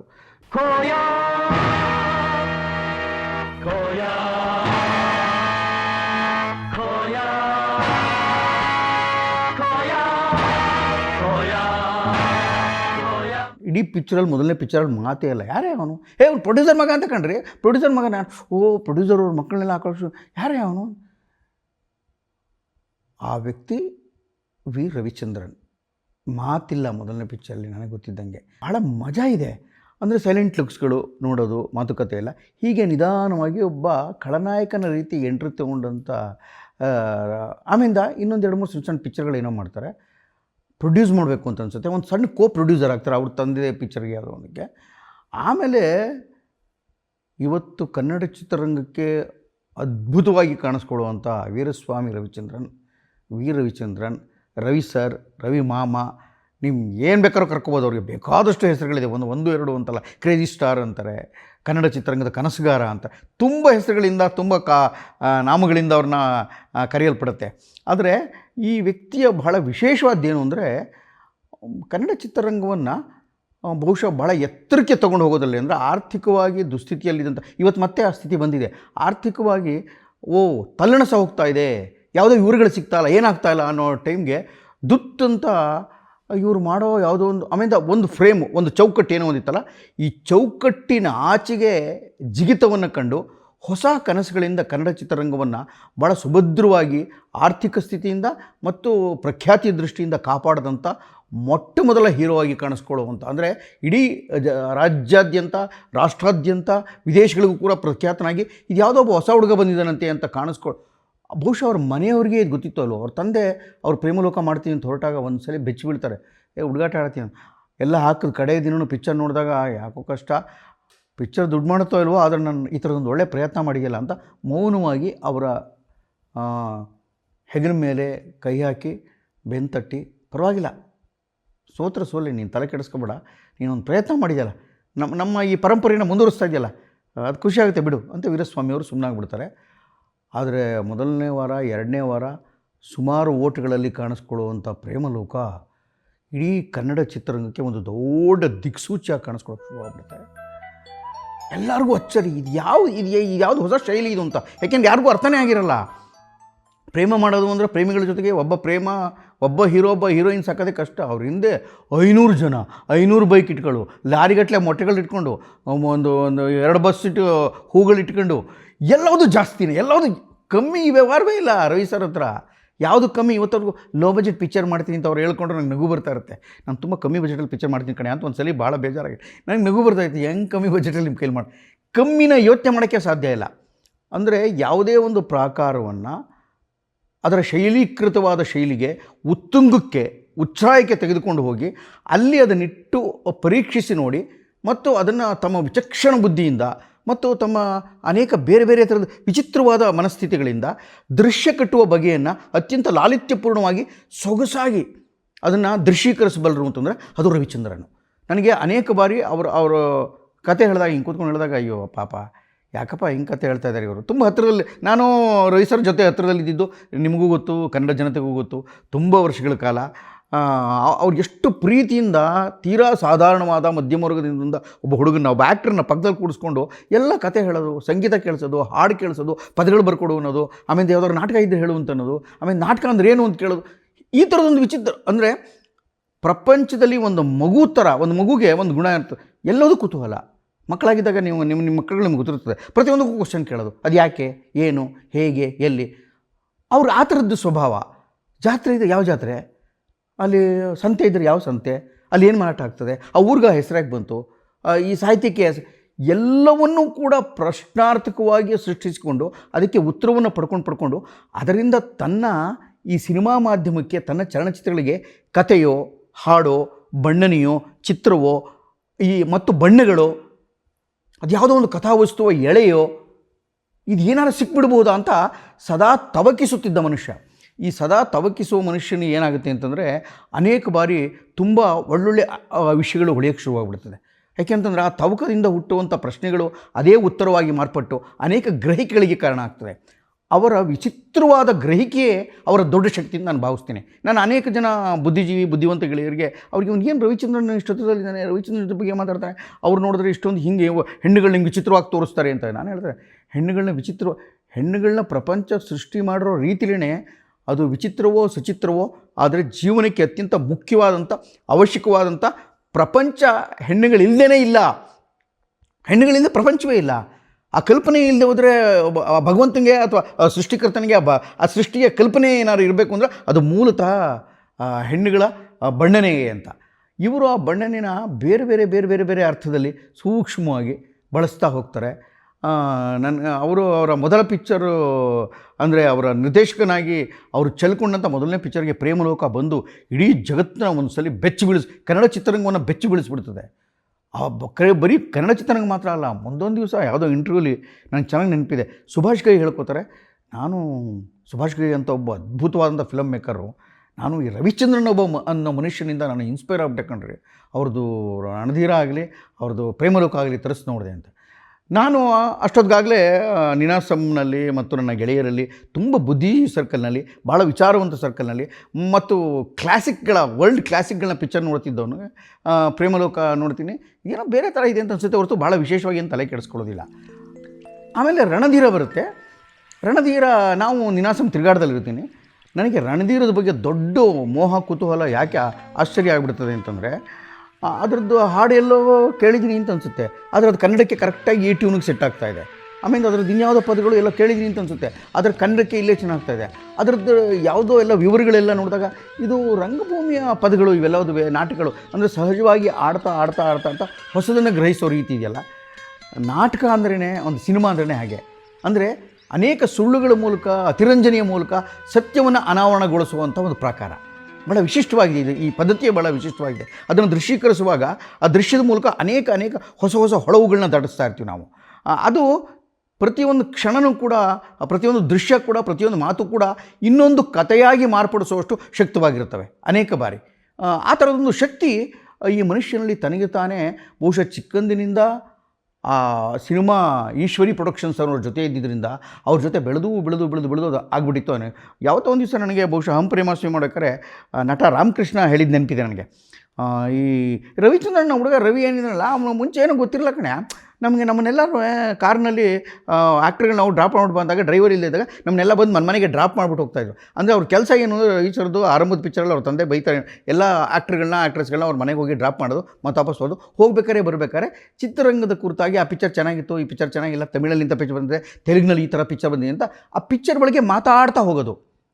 ಅಂದರೆ ಇಂಡಸ್ಟ್ರೀಲಿ ತುಂಬ ವಿದ್ಯಾಭ್ಯಾಸ ಇರಬೇಕು, ತುಂಬ ಬುದ್ಧಿವಂತಿಕೆ ಅನ್ನೋಕ್ಕಿಂತ ಹೆಚ್ಚಾಗಿ ವ್ಯಾವಹಾರಿಕವಾಗಿ ಏನು ನಡೀತಾ ಇದೆ, ಏನು ಜರುಗ್ತಾ ಇದೆ ಅನ್ನೋದನ್ನ ಬೇರೆ ಥರ ಗ್ರಹಿಸೋ ಮನಸ್ಥಿತಿ ಇಟ್ಕೊಂಡು ಅದನ್ನು ಪದೇ ಪದೇ ಯಾರಿಗೆ ಕೆಲಸ ಗೊತ್ತಿದೆ ಮತ್ತು ಯಾರು ವಿಚಾರವಂತರಿದ್ದಾರೆ ಅಂಥವ್ರ ಹತ್ರ ಮಾತಾಡ್ತಾ ಇನ್ನಷ್ಟು ಹೊಸ ವಿಷಯಗಳೆಲ್ಲ ಹೊಳೆಯೋಕ್ಕೆ ಶುರುವಾಗ್ತವೆ. ಅದು ತುಂಬ ಮುಖ್ಯ. ಇವತ್ತಿನ ಹುಡುಗರಿಗೆ ಬೇಕಾಗಿರೋದು ಆ ಪಾಯಿಂಟು ಅಂತ ಅನ್ಕೋತೀನಿ ನಾನು. ಅಂದರೆ ನಿಮಗೆ ಸ್ವಲ್ಪ ಬುದ್ಧಿವಂತಿಕೆ ಇದ್ದರೆ ಸಾಕು, ಸ್ವಲ್ಪ ಆಸಕ್ತಿ ಇದ್ದರೆ ಸಾಕು, ಅದನ್ನು ಗಾಢವಾಗಿ ತಮ್ಮನ್ನು ಹೃದಯಕ್ಕೆ ತೆಗೆದುಕೊಂಡು ಅದನ್ನು ಕ್ರಿಯೆಯಲ್ಲಿ ಮತ್ತೆ ಇದ್ರ ಬಗ್ಗೆ ಮಾತಾಡೋದು, ಮತ್ತೆ ಅದ್ರ ಬಗ್ಗೆ ಯೋಚನೆ ಮಾಡೋದು, ಅದನ್ನೇ ವರ್ಕ್ ಮಾಡ್ತಾ ಇರೋದು, ಅದ್ರ ಬಗ್ಗೆನೇ ಚಿಂತನೆ ಮಾಡೋದು, ಅದಕ್ಕೊಂದು ಸ್ಕ್ರಿಪ್ಟ್ ಮಾಡ್ಕೊಳ್ಳೋದು, ಅದಕ್ಕೊಂದು ಲೈನ್ ಮಾಡಿಟ್ಕೊಳ್ಳೋದು, ಅದಕ್ಕೆ ನೀವೇ ಒಂದು ಮ್ಯೂಸಿಕ್ ಮಾಡ್ಕೊಳ್ಳೋದು, ಅದಕ್ಕೆ ನೀವೇ ಒಂದು ದೃಶ್ಯ ಕಟ್ಕೊಳ್ಳೋದು, ಅದಕ್ಕೆ ನೀವೇ ಒಂದು ನಮಗೆ ಸಿಗುವ ಇವತ್ತು ಬಿಡಿ ಭಾಳ ಕೈಗೇನೆ ಇಡೀ ಜಗತ್ತು ಕೈ ಕೊಟ್ಬಿಡೋದ್ರಿಂದ ಮೊಬೈಲ್ ಅನ್ನೋದ್ರ ಮೂಲಕ ಇಡೀ ಜಗತ್ತು ಕೈ ಕೊಟ್ಬಿಡಿ ಅಂದೇವರು ಆ ಜಗತ್ತನ್ನು ಸೃಷ್ಟಿ ಮಾಡೋದಕ್ಕೆ ಬೇಕಾದಂಥ ಎಲ್ಲ ಸಣ್ಣ ವಿವರಗಳನ್ನು ಕಲೆ ಹಾಕ್ತಾ ಹೋಗೋದು. ಸಣ್ಣ ವಿವರಗಳನ್ನ ಕಲೆ ಹಾಕ್ತಾ ಅದು ಬೃಹತ್ ಕಥೆಯಾಗಿ ಮಾರ್ಪಡುವಂಥ ಒಂದು ವಿಚಿತ್ರ ಕನ್ನಡ ಚಿತ್ರದ ರೂಪಕ ಈ ವಿ ರವಿಚಂದ್ರನ್. ನನಗೆ ಅವರು ನನ್ನ ಚೆನ್ನಾಗಿ ನೆನಪಿದೆ. ನನ್ನ ನಿನಾಸಮಲ್ಲಿ ಬುದ್ಧಿಜೀವಿಗಳ ವಲಯದಲ್ಲಿದ್ದಾಗ ಆಕಸ್ಮಿಕವಾಗಿ ಎಲ್ಲರೂ ರಣಧೀರ ಹಿಟ್ ಆಗೋದು, ರಣಧೀರ ಪಿಕ್ಚರ್ ಸೂಪರ್ ಹಿಟ್ಟು, ರಣಧೀರ ಅಂತ ಭಾಳ ಪಿಕ್ಚರ್ ಬಂದು ಸಖತ್ತಾಗಿದೆ, ನೀನು ಕೇಳಿಲ್ಲ, ನೀನು ನೋಡಿಲ್ಲ, ನನಗೇನಿಲ್ಲ ರಣಧೀರ ಅಂತ. ನಾವೊಂದು 15 ಜನ ತಿರುಗಾಟದಲ್ಲಿದ್ದವರು. ಬಹುಶಃ ನನಗೆ ಗೊತ್ತಿದ್ದ ಹಾಗೆ ಅದು ಗಂಗಾವತಿ ಇರಬೇಕು. ಗಂಗಾವತಿಯ ಯಾವುದೋ ಒಂದು ಮಾಮೂಲಿ ಟಾಕೀಸ್ನಲ್ಲಿ ಆ ಕಾಲಕ್ಕೆ ಜನ, ನಿಮ್ಗೆ ಗೊತ್ತು ಟಾಕೀಸ್ನಲ್ಲಿ ಮುಂಚೆ ಜನ ಹೆಂಗೆ ಅದೊಂದು ಸೌಭಾಗ್ಯ. ನಮಗೆ ಸೌಭಾಗ್ಯ ಇದೆ, ನಮಗೆ ತುಂಬ ಸೌಭಾಗ್ಯಗಳು ನೋಡ್ಬಿಟ್ಟಿದ್ದೀವಿ. ಅಂದರೆ ಕಿಕ್ಕಿದು ಜನ ಓಡೋಕ್ಕಾಗಬಾರ್ದು ಅಂಥ ರಶ್ಶು, ಟಾಕೀಸು, ಆ ಗಲಾಟೆ, ಬಣ್ಣದ ಪೇಪರ್ಗಳು ಇರ್ತಾಯಿದ್ರು, ದುಡ್ಡುಗಳೇ ಇರ್ತಾಯಿದ್ರು, ಅಲ್ಲೆಲ್ಲೋ ಈಚೆ ಕಡೆ ಪಟಾಕಿ ಹೊಡಿತಾಯಿದ್ರು, ಸ್ಟಾರ್ ಕಟ್ತಾಯಿದ್ರು, ಅಲ್ಲಿ ಈಚೆ ಕಡೆ ಡ್ಯಾನ್ಸ್ ಮಾಡ್ತಾಯಿದ್ರು, ಒಳಗಡೆ ಡ್ಯಾನ್ಸು, ಒಂದು ಆರ್ಭಟದ ಕನ್ನಡ ಚಿತ್ರರಂಗವನ್ನು ಅಥವಾ ಯಾವುದೇ ಚಿತ್ರವನ್ನು ಸಂಭ್ರಮಿಸೋ ರೀತಿ ಇದೆಯಲ್ಲ ತಮ್ಮ ನಾಯಕ ನಟಂದು, ಸೂಪರ್ ಸ್ಟಾರ್ದವರು. ಇವತ್ತು ನನಗೆ ಒಂದು ಪಿಕ್ಚರ್ಗೆ 2 ಪಿಕ್ಚರ್ಗೆ ಬಂದವ್ರನ್ನೆಲ್ಲ ಹಂಗೆ ಮಾಡ್ತಾಯಿರಲ್ಲ. ಹಾಗೆ ಆ ಥರದ್ದೊಂದು ಪಿಕ್ಚರ್ ರಿಲೀಸ್ ಆಗಿದೆ. ಎಲ್ಲರೂ ಜನ ಹಿಂಗೆ ನೋಡ್ತಾ ಇದ್ದಾರೆ. ಒಳಗೋಗಿ ಜಾಗ ಇಲ್ಲ, ಟಿಕೆಟ್ ಇಲ್ಲ. ನಮ್ಮಲ್ಲಿ ಯಾರೋ ಒಬ್ಬ ಒಂದು ಟಿಕೆಟ್ ನುಗ್ಬಿಟ್ಟು ತೊಗೊಂಬಿಟ್ಟಿದ್ದಾನೆ. ಒಳಗೆ ಹೋಗಿ ಜಾಗ ಇಲ್ಲ. ನಾನು ಭುಜದ ಮೇಲೆ ಬೆನ್ನ ಮೇಲೆ ಜಿಗಿದ್ಕೊಂಡು ಹತ್ರ ಹೋಗಿ ಎಲ್ಲರಿಗೂ ನನ್ನ ಪೈಜಾಮ್ಗಳನ್ನ ಅಲ್ಲಿ ಹಾಕಿ, ನನ್ನ ಟೌಲನ್ನ ಹಿಂಗೆ ಹಾಕಿ ಅಲ್ಲಿ ಜನ ಕೂತ್ಕೊಳ್ಳಿ ಅಂತ ಟ್ರೈ ಮಾಡ್ತಾರೆ. ಅಂದರೆ ಅದು ನಮ್ಮವರೆಲ್ಲ ಬಂದರು, ಎಲ್ಲ ಕೂತ್ಕೊಂಡೆಲ್ಲ ನಾಟಕ ನೋಡ್ದಂಗೆ ಎಲ್ಲ ನೋಡಿದ್ರು, ಮಿಕ್ಕವರೆಲ್ಲ ಸಂಭ್ರಮಿಸ್ತಾ ಇದ್ದಾರೆ. ನಮ್ಮವರೆಲ್ಲರೂ ಭಾಳ ಅವಲೋಕನ ದೀರ್ಘವಾಗಿ ಹಿಂಗೆ ಗಂಭೀರ ಮುಖವದನರಾಗಿ ನೋಡ್ತಾ ಇದ್ದಾರೆ. ಅದನ್ನ ಪಿಕ್ಚರ್ ನೋಡಿದ್ರು, ವಾಪಸ್ ಬಂದರು. ನಾನು ಆಮೇಲೆ ಅಕ್ಷರ ಸಿಕ್ಕಿದ್ರು. ಅಕ್ಷರ ಎಲ್ಲ ಸಿಕ್ಕಿದ್ಮೇಲೆ, ನೀವು ಈ ರವಿಚಂದ್ರನ್ ಪಿಕ್ಚರ್ ನೋಡಿದ್ರೆ ರಮೇಶ್ ಅಂದರು. ಆತ ತುಂಬ ವಿಚಾರವಂತ, ಭಾಳ ಅದ್ಭುತವಾದ ಕನ್ನಡ ರಂಗಭೂಮಿ ಮತ್ತು ಸಾಹಿತ್ಯ ವಲಯ ಕಂಡಂಥ ಅಪರೂಪದ ಚಿಂತಕ KV ಅಕ್ಷರ, ಸುಬ್ಬಣ್ಣವ್ರ ಮಗ. ಅವರು ನೀವು ನೋಡಿದ್ರೆ ಅದು ಬ್ರೆಕ್ಟಿನ್ ಶೈಲಿ ಸಿನಿಮಾ ಅಂದರು. ನಾನು ಇದೇನು ಬ್ರೆಕ್ಟ್ನ ರವಿಚಂದ್ರನಿಗೆ ತೊಗೊಂಬರ್ತಾ ಇದ್ದಾರೆ ಅಂತ. ಹೌದು, ಏಲಿನೇಷನ್ ನೀವು ನೋಡಿ ಪ್ರತಿಯೊಂದನ್ನು ಅವರು ಕತೆ ಹೇಳೋಕ್ಕೆ ಶುರು ಮಾಡಬೇಕಾದ್ರೆ ನಿಮ್ಮ ಫಾರ್ಮೇಟು, ನಾನು ಮುಂಚೆನೇ ಇದನ್ನು ಹೇಳ್ಬಿಡ್ತಾಯಿದ್ದೀನಿ ಅಂತ ಕಥೆನ ಮಕ್ಕಳನ್ನೆಲ್ಲ ಕೂಡಿಸ್ಕೋತಾರೆ, ಏನೋ ಮಾತಾಡ್ತಾರೆ, ಮತ್ತು ಈ ಕಥೆ ಅಂತ ಓಪನ್ ಮಾಡ್ತಾರೆ, ಮತ್ತು ಅದಕ್ಕೊಂದು ನಿರೂಪಕ ಹಂತದ ಕಥೆಯನ್ನು ಸೃಷ್ಟಿ ಮಾಡ್ತಾರೆ. ನಿರೂಪಣಾ ಶೈಲಿಯೇ ಬೇರೆ ಥರ ಇದೆ. ಅದು ಎಲಿನೇಷನ್ ಥಿಯರಿನಲ್ಲಿ ಒಳ ಹೊಕ್ಕು ಮತ್ತು ವಾಪಸ್ ಬಂದು ನಾನು ಇದನ್ನು ಹೇಳ್ತಾ ಇದ್ದೀನಿ, ಈ ಕತೆ ಹಿಂಗಿದೆ ಅಂತ ಮಾತಾಡ್ತಾ ಹೋಗ್ತಾರೆ. ಮತ್ತು ಯಾವ್ದಾದ್ರು ಒಂದು ಹೇಳಬೇಕಾದ್ರೆ ಪ್ರತಿಯೊಂದು ಮಾತು ಕೂಡ ಅಲ್ಲಿ ಹಾಡಾಗ್ಬಿಟ್ಟಿದೆ ಅಂತ. ಮಾತು ಹಾಡಾಗೋದು, ಹಾಡು ಮಾತಾಗೋದು, ಇದು ಬಿ ವಿ ಕಾರಂತರು ಕನ್ನಡಕ್ಕೆ ಕೊಟ್ಟಂಥ ದೊಡ್ಡ ಅದ್ಭುತವಾದ ಸಾಲುಗಳು. ಇದನ್ನು ಕನ್ನಡ ರಂಗಭೂಮಿಯಲ್ಲಿ ಅಷ್ಟೊತ್ತಿಗಾಗಲೇ ನಿಧಾನವಾಗಿ ಹಂಸಲೇಖರಿಂದ ಕೂಡ ರವಿಚಂದ್ರನ್ ಅದನ್ನು ಭಾಳ ವಿಸ್ತೃತವಾಗಿ ಅರಳಿಸ್ಕೊಳ್ಳೋಕೆ ಪ್ರಯತ್ನ ಮಾಡಿದ್ರು. ಅಂದರೆ ಅವ್ರು ಬರೀತಾ ಇದ್ದಂಥ ಸಂಭಾಷಣೆ, ಸಾಹಿತ್ಯ ಎಲ್ಲದೂ ಗಂಗೋ ಬೈಕ್ ಕಲಿಸ್ಕೊಡೋ ನಂಗು ಅಂತ ಇರೋ ಸಾಲನ್ನ ಗಂಗೋ ಬೈಕು ಕಲಿಸಿಕೊಡು ನಂಗು ಅಂತ ಹಾಡು ಮಾಡಿಬಿಡೋದಪ್ಪ. ಪ್ರತಿಯೊಂದು ಪ್ರೇಮ ಲೋಕದಿಂದ ಬಂದ ಪ್ರೇಮದ ಸಂದೇಶ ನೋಡಿ ಹೆಂಗಿದೆ ಅಂದರೆ, ಮಾತಾಡೋ ಸಾಲುಗಳು ಹಾಡಾಗಿ ಪರಿವರ್ತಿತವಾದ, ಅದಕ್ಕೊಂದು ಮೆಲೋಡಿ ಸಿಕ್ಕಾಗ, ಅದಕ್ಕೆ ಹಿನ್ನೆಲೆ ಒಂದು ಬಿ ಜಿ ಎಮ್ಗಳೆಲ್ಲ ಸಿಕ್ಕಾಗ ಎಷ್ಟು ಆಕರ್ಷಕವಾಗ್ತದೆ. ಈ ಥರ ಒಂದು ಆಕರ್ಷಕ ಗುಣವನ್ನು ತುಂಬ ಉಚ್ಛ್ರಾಯ ಮಟ್ಟಕ್ಕೆ, ಅಂದರೆ ಅದೊಂದು ಕ್ಲಾಸಿಕ್ ಅನ್ನೋ ಮಟ್ಟಕ್ಕೆ ತೊಗೊಂಡೋಗಿ ಅದಕ್ಕೆ ಕಣ್ಣಿಗೆ ತುಂಬ ಹಿತ ಆಗುವಂಥ ದೃಶ್ಯಗಳನ್ನು ಅವರು ಕಟ್ತಾಯಿದ್ರು. ಈಗಲೂ ರವಿಚಂದ್ರನ್ ಪಿಕ್ಚರ್ನ ಹಾಡುಗಳು ಫ್ಲಾಪ್ ಪಿಕ್ಚರ್ ಹಾಡುಗಳಾದರೂ ಪರವಾಗಿಲ್ಲ. ಕಲಾವಿದ ಅನ್ನೋ ಪಿಕ್ಚರು ಫ್ಲಾಪ್ ಆಗೋಯ್ತು. ಅವರು ಯಾವುದೋ ಒಂದು ಸಭೆಯಲ್ಲಿ ಯಾಕಪ್ಪ ಕಲಾವಿದರ ಸಂಘದ ಮೀಟಿಂಗೇ ಬರಲಿಲ್ಲ ಅಂತ ಪಾರ್ಥೋಮ ರಾಜ್ಕುಮಾರ್ ರವಿಚಂದ್ರನ್ ಒಂದು ಸಲ ಕೇಳ್ತಾರೆ. ಅದಕ್ಕೆ ರವಿಚಂದ್ರನ್ ಚೆನ್ನಾಗಿ ಹಾಡು ಮಾಡ್ತಾರೆ. ನಾನು ಕಲಾವಿದ ಅಲ್ಲ ಅಂತ ಜನ ಒಪ್ಕೊಂಬಿಟ್ರಲ್ಲಮ್ಮ ಅಂತ, ಅಂದರೆ ಪಿಕ್ಚರ್ ಓಡಲಿಲ್ಲ ಅದು ಅಂತ. ಅಂದರೆ ತಮ್ಮ ಸೋಲೂ ಕೂಡ ಅವರು ಭಾಳ ಆರಾಮಾಗಿ, ತುಂಬ ಸಂಕಟಾಗಿರುತ್ತೆ ಆದರೆ ಅದನ್ನು ಮುಚ್ಚಿಟ್ಟು ಆರಾಮಾಗಿ ತಗೊಳ್ಳೋರ ಥರ ಮೇಲೆ ನಗುತ್ತಾ ಒಳಗೆ ಸಂಕಟವನ್ನು ಅನುಭವಿಸೋ ಗುಣ ಇದೆಯಲ್ಲ. ಮತ್ತು ಅದಕ್ಕೆ ಇನ್ನೊಂದು ಮಾಡಬೇಕು ಅಂತ ಎಲ್ಲದೂ ಅವ್ರ ಅನೇಕ ಪಿಕ್ಚರ್ಗಳು ಅವ್ರ ಜೊತೆ ತುಂಬ ಒಂದು ದಶಕಗಳ ಕಾಲ ಕೆಲಸ ಮಾಡಿದ್ರಿಂದ ನನಗೆ ಚೆನ್ನಾಗಿ ಗೊತ್ತಿದೆ. ನಾನು ಮಧ್ಯೆ ಆವಯ್ಯ ಅಂತ ಬಳಸಿರೋ ತಪ್ಪಾಗಿ ಓದಿಸ್ಬಾರ್ದು. ಅದು ಅವ್ರ ಮೇಲೆ ಬಳಸೋ ನಮ್ಮ ಜಾಯಮಾನದ ಮಂಡ್ಯದ ಪದ ಆವಯ್ಯ ಇವಮ್ಮ ಅದು ಹೆಂಗೋ ಆಯ್ತದೆ ಅಂತ ಹಿಂಗೇನೋ ಹೇಳ್ತೀವಲ್ಲ, ಅದು ಆ ಥರದ್ದು. ಹಾಗೆ ಈ ರವಿಚಂದ್ರನವರು ಪ್ರತಿಯೊಂದನ್ನು, ಪ್ರತಿ ಕ್ಷಣವನ್ನು ಅದನ್ನು ಮಾಡಬೇಕಾರೆ, ಯಾವ್ದಾರು ಒಂದು ಕತೆ ಬರಿಬೇಕಾದ್ರೆ ಅದನ್ನು ಜೀವಿಸ್ಬಿಡೋದು, ಅದರಲ್ಲಿ ಕರಗೋಗ್ಬಿಡೋದು, ತೀವ್ರವಾಗಿ ಬದುಕುವ ಗುಣವನ್ನು ರವಿಚಂದ್ರನ್ ಹತ್ರ ನೋಡಿ ಕಲ್ತ್ಕೋಬೇಕಪ್ಪ. ತೀವ್ರವಾಗಿ ಅಂದರೆ ಅದು ಅರ್ಧಕ್ಕೆ ಬಿಟ್ಬಿಡೋದು ಅಥವಾ ಸೋಲ್ಬಿಡೋದು, ಅಥವಾ ತಾನು ಮಾಡಿದ ಕೆಲಸವನ್ನೇ ತಾನೇ ಅನುಮಾನಿಸೋದು. ಅವ್ರ ಜಾಯಮಾನಕ್ಕೆ ಬಂದಿಲ್ಲ, ಇದು ಸರಿ ಆಗ್ತದೋ ಇಲ್ವೋ ಡೌಟೇ ಇಲ್ಲ, ತಾನು ಮಾಡಿದ್ದೇ ಕರೆಕ್ಟು ಅಂತ. ನಾನು ಎಷ್ಟೋ ಟೈಮು ಸರ್ ಸ್ವಲ್ಪ ಜಾಸ್ತಿ ಆಯ್ತು ಸರ್ ಅದು ನನಗೆ ಮೇಲ್ನೋಟಕ್ಕೆ ಅಥವಾ ಯಾರೋ ಸ್ವಲ್ಪ ವಿಚಾರ ಹತ್ರ ಇದ್ದವ್ರಿಗೆ ಗೊತ್ತಿದ್ದವ್ರಿಗೆ ಯಾರಿಗೂ ಸ್ವಲ್ಪ ಪ್ರತಿಷ್ಠೆ ಮನುಷ್ಯ ತಾವು ಹೇಳಿದ್ದೇ ಆಗಬೇಕು ಅಂತಾರೆ. ಆದರೆ ತಾವು ಹೇಳಿದ್ದೇ ಆಗಿದ್ದನ್ನು ಅನೇಕ ಸಲ ಗೆದ್ದಿರೋದು ಉಂಟಲ್ಲ. ನೀವು ಮತ್ತೆ ಕೇಳ್ತೀರಿ, ಅಯ್ಯೋ ಸೋಲೇ ಜಾಸ್ತಿ ಇದೆಯಲ್ಲ ಅಂತ. ಹೌದು, ಸೋಲ್ತಾ ಮಧ್ಯದಲ್ಲಿ ಗೆಲ್ಲೋದಿದೆಯಲ್ಲ, ಆಮೇಲೆ ಸೋಲ್ತಾ ಬದುಕನ್ನು ಗೆಲ್ಲಿಸ್ಕೊಳ್ಳೋದಿದೆಯಲ್ಲ, ಅದು ತುಂಬ ಮುಖ್ಯ ಆಗ್ತದೆ. ಅದಕ್ಕೆ ರವಿಚಂದ್ರನ್ ಒಬ್ಬ ವ್ಯಕ್ತಿತ್ವದ ಬಗ್ಗೆ ಇಡೀ ಕನ್ನಡ ನಾಡಿಗೆ ತುಂಬ ಪ್ರೀತಿ ಇದ್ದುಬಿಟ್ಟಿದೆ ಕಂಡ್ರೆ. ಒಂದು ವಿಚಿತ್ರವಾದಂಥ ಎಂಥದೋ ಕಾರುಣ್ಯ ಭಾವ. ನಾನು ನೋಡ್ತೀನಲ್ಲ, ಏನೋ ಮಾಡ್ತಾ ಪಾಪ ಕಣವಯ್ಯ, ಪಾಪ ದುಡ್ಡು ಇಲ್ಲ ಸೋತ್ಬಿಟ್ಟರು. ನಾನು ಹೇಳಿದೆ, ಅಲ್ಲ ಕಣೆ, ಅವರ ಖರ್ಚು ಮಾಡಿ ಕಳ್ಕೊಂಡಿದ್ರೆ ಏನು ಮಾಡ್ತೀರಿ, ಅವರೇ ಅನಗತ್ಯವಾಗಿ ದುಡ್ಡು ವೇಸ್ಟ್ ಮಾಡ್ಬಿಟ್ಟು ಕಳ್ಕೊಂಡಿದ್ರೆ ಏನು ಮಾಡ್ತೀನಿ, ನಾನು ಹಿಂಗೆ ತಿರುಗಿ ಮಾತಾಡ್ತೀನಿ ಅಂತ ಅನ್ಕೊಳ್ಳಿ ಕಾಸ್ಟ್ ಟೆಸ್ಟ್ ಮಾಡೋಕ್ಕೆ. ಆಗ ತುಂಬ ಚೆನ್ನಾಗಿ ಆ ಕಡೆಯಿಂದ ಒಳ್ಳೆ ಆನ್ಸರ್ ಬರುತ್ತೆ. ಆದರೂ ಪಾಪ ಫಿಲಮ್ ಲ್ಯಾಂಡ್ಗೆ ಮಾಡಿದ್ದಲ್ವ ಅವರು, ಎಲ್ಲದು ಪಾಪ ಕಣೆ ಕಳ್ಕೊಂಬಿಟ್ಟ, ಯಾರ ಮಾತು ಕೇಳಲ್ವಂತಲ್ಲ ಅವರು ಅಂತ ಹಿಂಗೆ ಜನನೇ ಮಾತಾಡ್ತಾರೆ. ಅವರ ಪರವಾಗಿ ಕನ್ನಡ ಜನಗಳೇ ಮಾತನಾಡುವ, ಆಮೇಲೆ ಅವರು ತಮಿಳ್ನವರು, ಅವರು ತೆಲುಗಿನವರು, ಅವರು ಮಲಯಾಳಂನವರು ಅಂತೆಲ್ಲ ಕಿತ್ತೋದು. ಹೇಗೆ ತಮಿಳ್ನವ್ರು ಇವತ್ತು ನಮ್ಮ ಕನ್ನಡ ರಜನಿಕಾಂತನ ಮೆರೆಸಿ, ಹೇಗೆ ಜಯಲಲಿತನ ಮೆರೆಸಿ, ಹೇಗೆ ಅನೇಕ ಜನರನ್ನು ಅರ್ಜುನ್ ಸರ್ಜಾ ಪ್ರತಿಯೊಬ್ಬರೂ ಅಲ್ಲಿ ವಾಹ್ ಅನ್ನೋಂಗೆ ಬೆಳೆಸ್ಬಿಟ್ರಲ್ಲ, ಸೌಂದರ್ಯನ ತೆಲುಗಿನವ್ರು ಬೆಳೆಸಿದ್ರಲ್ಲ, ಹಾಗೆ ನಾನು ಕನ್ನಡದವನು ಕಣೆಯ ತುಂಬ ಹೆಮ್ಮೆಯಿಂದ ಹೇಳ್ಕೊಡೋರು. ಮನೆ ಮಾತು ತಮಿಳಾದ್ರೆ ಆಯಿತು, ನಾನು ಕನ್ನಡದವನು. ನಿಜ, ಅವ್ರು ಹುಟ್ಟಿದ್ದು, ಬೆಳೆದಿದ್ದು, ಓದಿದ್ದು ಎಲ್ಲ ಬೆಂಗಳೂರು.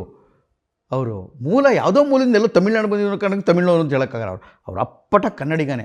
ಮುಂದೊಂದು ದಿನ ಎಷ್ಟೋ ವರ್ಷಗಳ ನಂತರ ಕನ್ನಡಿಗ ಅಂತಲೇ ಒಂದು ಪಿಕ್ಚರ್ ಮಾಡ್ತಾರೆ ಅವರು.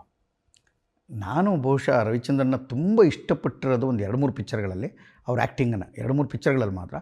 ವಿಶೇಷವಾಗಿ ಅದರಲ್ಲಿ ಈ ಕನ್ನಡಿಗ ಅನ್ನೋ ಪಿಕ್ಚರ್ ಕೂಡ ಅವ್ರು ಎಷ್ಟು ಚಂದ, ಎಷ್ಟು ಕಷ್ಟಪಟ್ಟು ತಲ್ಲೀನರಾಗಿ ಎಲ್ಲ ಕಸು ಕೊಟ್ಕೊಂಡು, ನಾಲ್ಗೆ ಕಸು ಕೊಟ್ಕೊಂಡು ಶಾ ಸಾ ಆ ಹ ತಾ ಥಾ ಪಾ ಫ ಈ ಉಚ್ಚಾರಣೆಗಳನ್ನ ಕೂಡ ಅವ್ರಿಗೆ ತುಂಬ ಕಷ್ಟ ಆಗ್ತಾಯಿತ್ತು ಪಾಪ.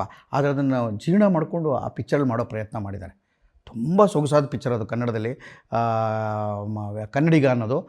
ನನಗೆ ತುಂಬ ಸಂತೋಷ ಕೊಟ್ಟಿರುವಂಥ ಪಿಕ್ಚರ್ಗಳಲ್ಲಿ ಒಂದು ಅವ್ರು ಆ್ಯಕ್ಟ್ ಮಾಡಿದ್ದು. ಅದಲ್ಲದೆ ಅವರೇ ಒಂದು ಸರಿ ನಾನು ಒಂದು ಸಲ ಕೇಳಿದ್ರು, ಭಾಳ ಚೆನ್ನಾಗಿದೆ. ಅವ್ರ ಸಾಮೀಪ್ಯ ಕೂತ್ಕೊಳ್ಳೋದು ಒಂದು ಸೌಭಾಗ್ಯ, ಸುಳ್ಳು ಕೇಳಿ. ಆಮೇಲೆ ತುಂಬ ಜನಕ್ಕೆ ಅದು ಗೊತ್ತಿದೆಯೋ ಇಲ್ವೋ, ಅವ್ರಿರೋದು, ಅವ್ರು ನಡೆಯೋದು, ಅವ್ರ ಗತ್ತು, ಅವ್ರು 3 ಬಟನ್ ಬಿಚ್ಕೊಂಡಿರೋದು, ಅವ್ರು ಚಿನ್ನ ಹಾಕೊಂಡು ಓಡೋದು, ಅವ್ರ ಸ್ಟೈಲೆಲ್ಲ ನೋಡ್ಬಿಟ್ಟು ರವಿಚಂದ್ರನ ಎಲ್ಲರೂ ಭಾರಿ ಅನ್ನೋದು ಎಲ್ಲ ಅಭ್ಯಾಸನೂ ಇದೆಯಲ್ಲ, ರವಿಚಂದ್ರನ್ ಸಖತ್ತು ಅಲ್ಲ ಯಾವಾಗಲೂ. ಇಲ್ಲ ಕಂಡ್ರಿ ಅವ್ರು ಸಿಗರೇಟ್ ಸೇದಲ್ಲ, ರವಿಚಂದ್ರನ್ ಸಿಗರೇಟ್ ಸೇದಲ್ಲ, ನಿಜವಾಗ್ಲೂ ಸಿಗರೇಟ್ ಸೇದ್ತಾ ಇರಲ್ಲ ಅವರು. ಆಮೇಲೆ ರೆಗ್ಯುಲರ್ ಇಲ್ಲವೇ ಇಲ್ಲ, ಸುಳ್ಳದು. ರವಿಚಂದ್ರನ್ ಕುಡಿತಾನೆ ನಾನು ನಂಬಲ್ಲ, ಯಾಕೆಂದರೆ ಅವ್ರ ಜೊತೆ ಬದುಕು ನೋಡಿದ್ದಾನೆ, ಅವ್ರು ಕುಡಿತಾನೇ ಇರಲಿಲ್ಲ, ಅವ್ರು ಕುಡಿತಾ ಇರಲ್ಲ, ಸಿಗರೇಟ್ ಸೇರ್ತಾ ಇರಲ್ಲ, ಯಾವುದೋ ಪಾನ್ ಪರಾಗು ಇಲ್ಲ, ಆ ಥರದ್ದು ಯಾವ ಅಭ್ಯಾಸಗಳು ಇಲ್ಲ ಅವ್ರಿಗೆ. ನಾನೇ ಒಂದು ಸಲ ಏನು ಸರ್ ಏನೂ ಇಲ್ಲದೆ ನೀವು ಹಿಂಗೆ ಓಡಾಡ್ಕೊಂಡು ಎಲ್ಲ ಹಿಂಗೆ ಆರಾಮಾಗಿದ್ದೀರಿ ಅಂತಂದರೆ, ನಮಗೆ ಬೇಕಾದ್ದು ನಮ್ಮ ಹತ್ರ ಇದೆಯಪ್ಪ, ನೀನು ಆರಾಮಾಗಿರೋ, ನೀನೇನು ಹೆಚ್ಚಿಗೆ ನಮಗೆ ಕೇಳಕ್ಕೆ ಬರಬೇಡ ಅಂತನೋರು. ಆಮೇಲೆ ಗೆಳೆತನದ ಸಂಪಾದನೆನ ರವಿಚಂದ್ರನ್ ಹತ್ರ ನೋಡಿ ಮಾಡಬೇಕು, ತುಂಬ ಅದನ್ನು, ಆ ವಿಶ್ವಾಸವನ್ನು. ಆಮೇಲೆ ಯಾರಿಗೋ ಏನೋ ಯೋಗ್ಯತೆ ಇದೆ ಅಂದರೆ ಅವ್ರನ್ನ ಹತ್ರಕ್ಕೆ ತೊಗೊಂಡು ಬೆಳೆಸೋ ಗುಣ, ಇದು ತುಂಬ ಚೆನ್ನಾಗಿರ್ತಾಯಿತ್ತು. ಅವರ ಮೊಟ್ಟ ಮೊದಲ ಭೇಟಿ ಸ್ಕ್ರೀನಲ್ಲಾಗಿದ್ದರೆ ನೋಡ್ಬಿಟ್ಟು, ಇವರು ರವಿಚಂದ್ರನ್ ಇವರು ಚೆನ್ನಾಗಿ ಹುಡುಗಿನ ಚೆನ್ನಾಗಿ ತಬ್ಗೋತಾರಲ್ಲಪ್ಪ, ಹುಡುಗಿನ ಚೆನ್ನಾಗಿ ತೋರಿಸ್ತಾರೆ. ನಾನು ತಮಾಷೆ ಎಲ್ಲ ಮಾಡ್ತಿದ್ದೆ ಎಷ್ಟು ಟೈಮು, ಸರ್ ರವಿಚಂದ್ರನ್ ಅಂದರೆ ಹೊರಗಡೆ ಹಿಂಗಂತಾರೆ ನೇರವಾಗಿ ಹೇಳ್ಬಿಡ್ತಾಯಿದ್ದೆ. ಅದೇ ಹೆಣ್ಮಕ್ಳನ್ನ ಮಲಗಿಸ್ಬಿಟ್ಟು ಅವ್ರ ಮಕ್ಳಿಗೆಲ್ಲ ಹಾಲು ಹೋಯ್ತಾರಪ್ಪ, ಅಲ್ಲಿ ನೋಡಿ ದ್ರಾಕ್ಷಿ ಇಟ್ಬಿಟ್ಟು ಅದ್ರ ಮೇಲೆ ಇದೆಲ್ಲ ಮಾಡ್ತಾರಪ್ಪ, ಏನೇ ಈ ಹೀರೋ ಮಜಾ ನೋಡ್ತಿರಲ್ಲಪ್ಪ, ನೀವು ಜನ ನೋಡ್ತಿದ್ರಲ್ಲ, ನೋಡ್ಬಿಟ್ಟು ಆರಾಧಿಸ್ಬಿಟ್ಟು ಸಂತೋಷ ಪಟ್ಕೊಂಡು ಆಮೇಲೆ ಬೈದರೆ ಆ ಬೈಗಳಲ್ಲ ಕಣ್ರಿ, ಪೂರ್ಣ ಅವ್ನು ನೋಡ್ದೇ ಹೆಂಗದು. ನಾನು ಯಾವಾಗಲೂ ಹೇಳ್ತಿದ್ದೆ ರವಿ ಸರ್ಗೆ, ಸರ್ ಹೆಣ್ಣು ಮತ್ತು ಗಂಡುಗಳ ಸಂಬಂಧವನ್ನು, ಹೆಣ್ಣು ಮತ್ತು ಗಂಡಿನ ಸಂಬಂಧವನ್ನು ನೀವು ನಮ್ಮಲ್ಲಿ ಶಿವ ಪಾರ್ವತಿಯ ಸಂಬಂಧವನ್ನು ಆ ಥರ ಒಂದು ಅರ್ಧನಾರೀಶ್ವರ ಪರಂಪರೆಯಲ್ಲಿ ತುಂಬ ಚೆನ್ನಾಗಿ ಒಂದರ ಎಲ್ಲ ಇರ್ತದೆ. ಅದಕ್ಕೇ ಹೇಳಿದೆ, ಅದೇ ಕಣೆ ನಮ್ಮ ಕತೆ ಹೇಳೋದು ಹೇಳೋ ಪ್ರಯತ್ನ ಮಾಡಿದ್ದೀನಿ ಅಂದರೆ, ಅವರು ನಮ್ಗೆ ಯಾವ್ದಾದ್ರು ಪುರಾಣದ ಕತೆ ಹೇಳಿದ್ರೆ ನಾನೀಗ ಅದೇ ಥರ ಹೇಳಿದ್ದೀನಿ. ಅವರೇನು ಪುರಾಣ ಓದಿರಲ್ಲ, ಅವ್ರ ಇತಿಹಾಸ ಓದಿರಲ್ಲ, ಭಾಳ ದೊಡ್ಡ ಹಿಸ್ಟ್ರಿ ಅಂತ ತಿಳ್ಕೊಂಡಿರಲ್ಲ. ಆದರೆ ಅವ್ರು ಯಾರೋ ಅವ್ರ ಹಾಡುಗಳಲ್ಲಿ, ಸರ್ ಇದು ರೋಮಿಯೋ ಜೂಲಿಯಟ್ ಕತೆ ಹಿಂಗಿತ್ತು ನೋಡಿ, ಅದನ್ನು ನಿಮ್ಮ ಹಾಡಲ್ಲಿ ಹಿಂಗೆ ಹೊಂದಿಸ್ಬೋದು ಅಂತ ಏನಾರು ಇವರು ಹಂಸಲೇಖ ಹೇಳ್ಕೊಟ್ರೆ ಅದನ್ನು ಕೇಳುವಂಥ ಮನಸ್ಥಿತಿ ಇದೆ, ಕೇಳ್ತಾರೆ. ಇಂಪ್ಲಿಮೆಂಟ್ ಮಾಡಿದ್ರೆ ತುಂಬ ನಂಬಿಕೆ ಇದ್ದರೆ ಮಾತ್ರ ಅವ್ರು ಪಿಕ್ಚರಲ್ಲಿ ಇಂಪ್ಲಿಮೆಂಟ್ ಮಾಡ್ತಾರೆ, ಇಲ್ಲ ಅಂದ್ರೆ ಇಲ್ಲ. ನಮ್ಮ ಅವರು ಕನ್ನಡ ಪುಸ್ತಕಗಳನ್ನ ಓದೋಕ್ಕೆ ಒಂದಷ್ಟು ನಾಟಕಗಳ ಹೆಸರು ಹೇಳೆಯಾ ಅಂತಂದರು. ಆಮೇಲೆ ನಾಟಕನೇ ನೋಡಿರಲಿಲ್ಲ ತುಂಬ ವರ್ಷ. ಮೊದಲ ಬಾರಿಗೆ ನಾನು ನಮ್ಮ ಯಶವಂತ ಸರ್ ದೇಶಪಾಂಡೆನ ಕರ್ಕೊಂಡೋಗಿ ಅವ್ರ ಮನೆ ಮೇಲೆ ಅಟ್ಟದ ಮೇಲೆ ಆ ಮೇಲ್ಗಡೆ ಜಾಗ ಇದ್ದಿದ್ದು ಒಂದು ದೊಡ್ಡ ವಿಶಾಲವಾದ ಜಾಗದಲ್ಲಿ, ಅಲ್ಲಿ ನಾನು ಅವ್ರದ್ದು ಒಂದು ಆಲ್ ದಿ ಬೆಸ್ಟ್ ನಾಟಕ ಮಾಡಿಸಿ, ಅವರು ಆ ನಾಟಕ ನೋಡಿ ಖುಷಿಯಾಗಿ, ನಾಟಕಗಳು ಎಷ್ಟು ಚೆನ್ನಾಗಿರ್ತವೆ. ಆಮೇಲೆ ಮುಂದೆ ಒಂದು 250ನೇ ಶೋ ನಮ್ಮ ನಟನದ್ದು ಚೋರಚಣದಾಸನ ನಾಟಕ ನೋಡಿದ್ರು, ಬಂದು ತುಂಬ ಸಂತೋಷ ಪಡ್ಕೊಂಡ್ರು. ಇದು ಒಂದು ಪ್ರೇಮ ಲೋಕ ಕಣ್ರಿ, ಇದು ಒಂದು ಪ್ರೇಮ ಲೋಕ ಕಣ್ಯಾ, ನಿಂದು ಈ ಪ್ರೊಡಕ್ಷನ್ ಒಂಥರ ಕನಸುಗಳ ಲೋಕ ಇದು. ಎಷ್ಟೊಂದು ಜನ ಇದ್ದಾರೆ ನಾಟಕ ಕೂತ್ಕೊಂಡು ನೋಡ್ತಾರೆ, ಇಲ್ಲ ಅವ್ರಿಗೇನು ಇಷ್ಟ ಆಗಿದ್ರೆ ಹೇಳ್ಬಿಡ್ತಾರಲ್ಲ, ಹೌದು ಸರ್ ಇಷ್ಟ ಆಗಿದ್ರೆ ನಾಟಕದಲ್ಲಿ ನೇರವಾಗಿ ಹೇಳ್ತಾರೆ, ಅಥವಾ ಸುಮ್ಮನೆ ಎದ್ದೋಗ್ತಾರೆ, ಆಮೇಲೆ ಸುಮಾರಾಗಿತ್ತು ಅಂತಾರೆ. ಇದು ಒಂಥರ ಟಾಸ್ಕೇ, ಸವಾಲೇ ಇದು. ನಾನು ಹೇಳ್ತೇನೆ ಸವಾಲೇ ಸರ್ ಇದು, ಅದಕ್ಕಿಂತ ಜಾಸ್ತಿ ಕಷ್ಟ ಸವಾಲು, ಸಿನಿಮಾಕ್ಕಿಂತ ಜಾಸ್ತಿ ನೇರವಾಗಿ ಸ್ವೀಕರಿಸೋಕ್ಕೆ ರೆಡಿ ಇರಬೇಕು ನಾವು ಮಾತಾಡಿದಾಗ ಅಂತ. ಅವ್ರಿಗೆ ನಾನು ಸ್ಕ್ರೀನಲ್ಲಿ ಅವ್ರನ್ನ ನೋಡ್ತಾ ಇದ್ದವನು, ಅವ್ರಲ್ಲಿ ಮಾತಾಡ್ತಾ ಇದ್ದವನು, ಅವ್ರ ಬಗ್ಗೆ ಚರ್ಚೆ ಮಾಡ್ತಾಯಿದ್ದವನು, ತಮಾಷೆ ಮಾಡ್ತಾಯಿದ್ದವನು, ರೇಗಿಸ್ಕೊತಾ ಇದ್ದವನು, ಬೈಕೊತ್ತಿದ್ದವನು, ಎಲ್ಲ ಮಾಡ್ತಿದ್ದವನಿಗೆ ಮೊದಲ ಬಾರಿಗೆ ನಾನೇ ಸ್ಕ್ರೀನ್ಗೆ ಹೋದಾಗ ನನಗೇನು ದೊಡ್ಡ ಕನಸಿರಲಿಲ್ಲ, ನಾನು ಸಿನಿಮಾಕ್ಕೆ ಹೋಗ್ತೀನಿ ಅಥವಾ ನಾನೊಬ್ಬ ಪುಟ್ಟ ತಾರೆ ಆಗ್ತೀನಿ ಅಂತೆಲ್ಲ ಏನಿರಲಿಲ್ಲ.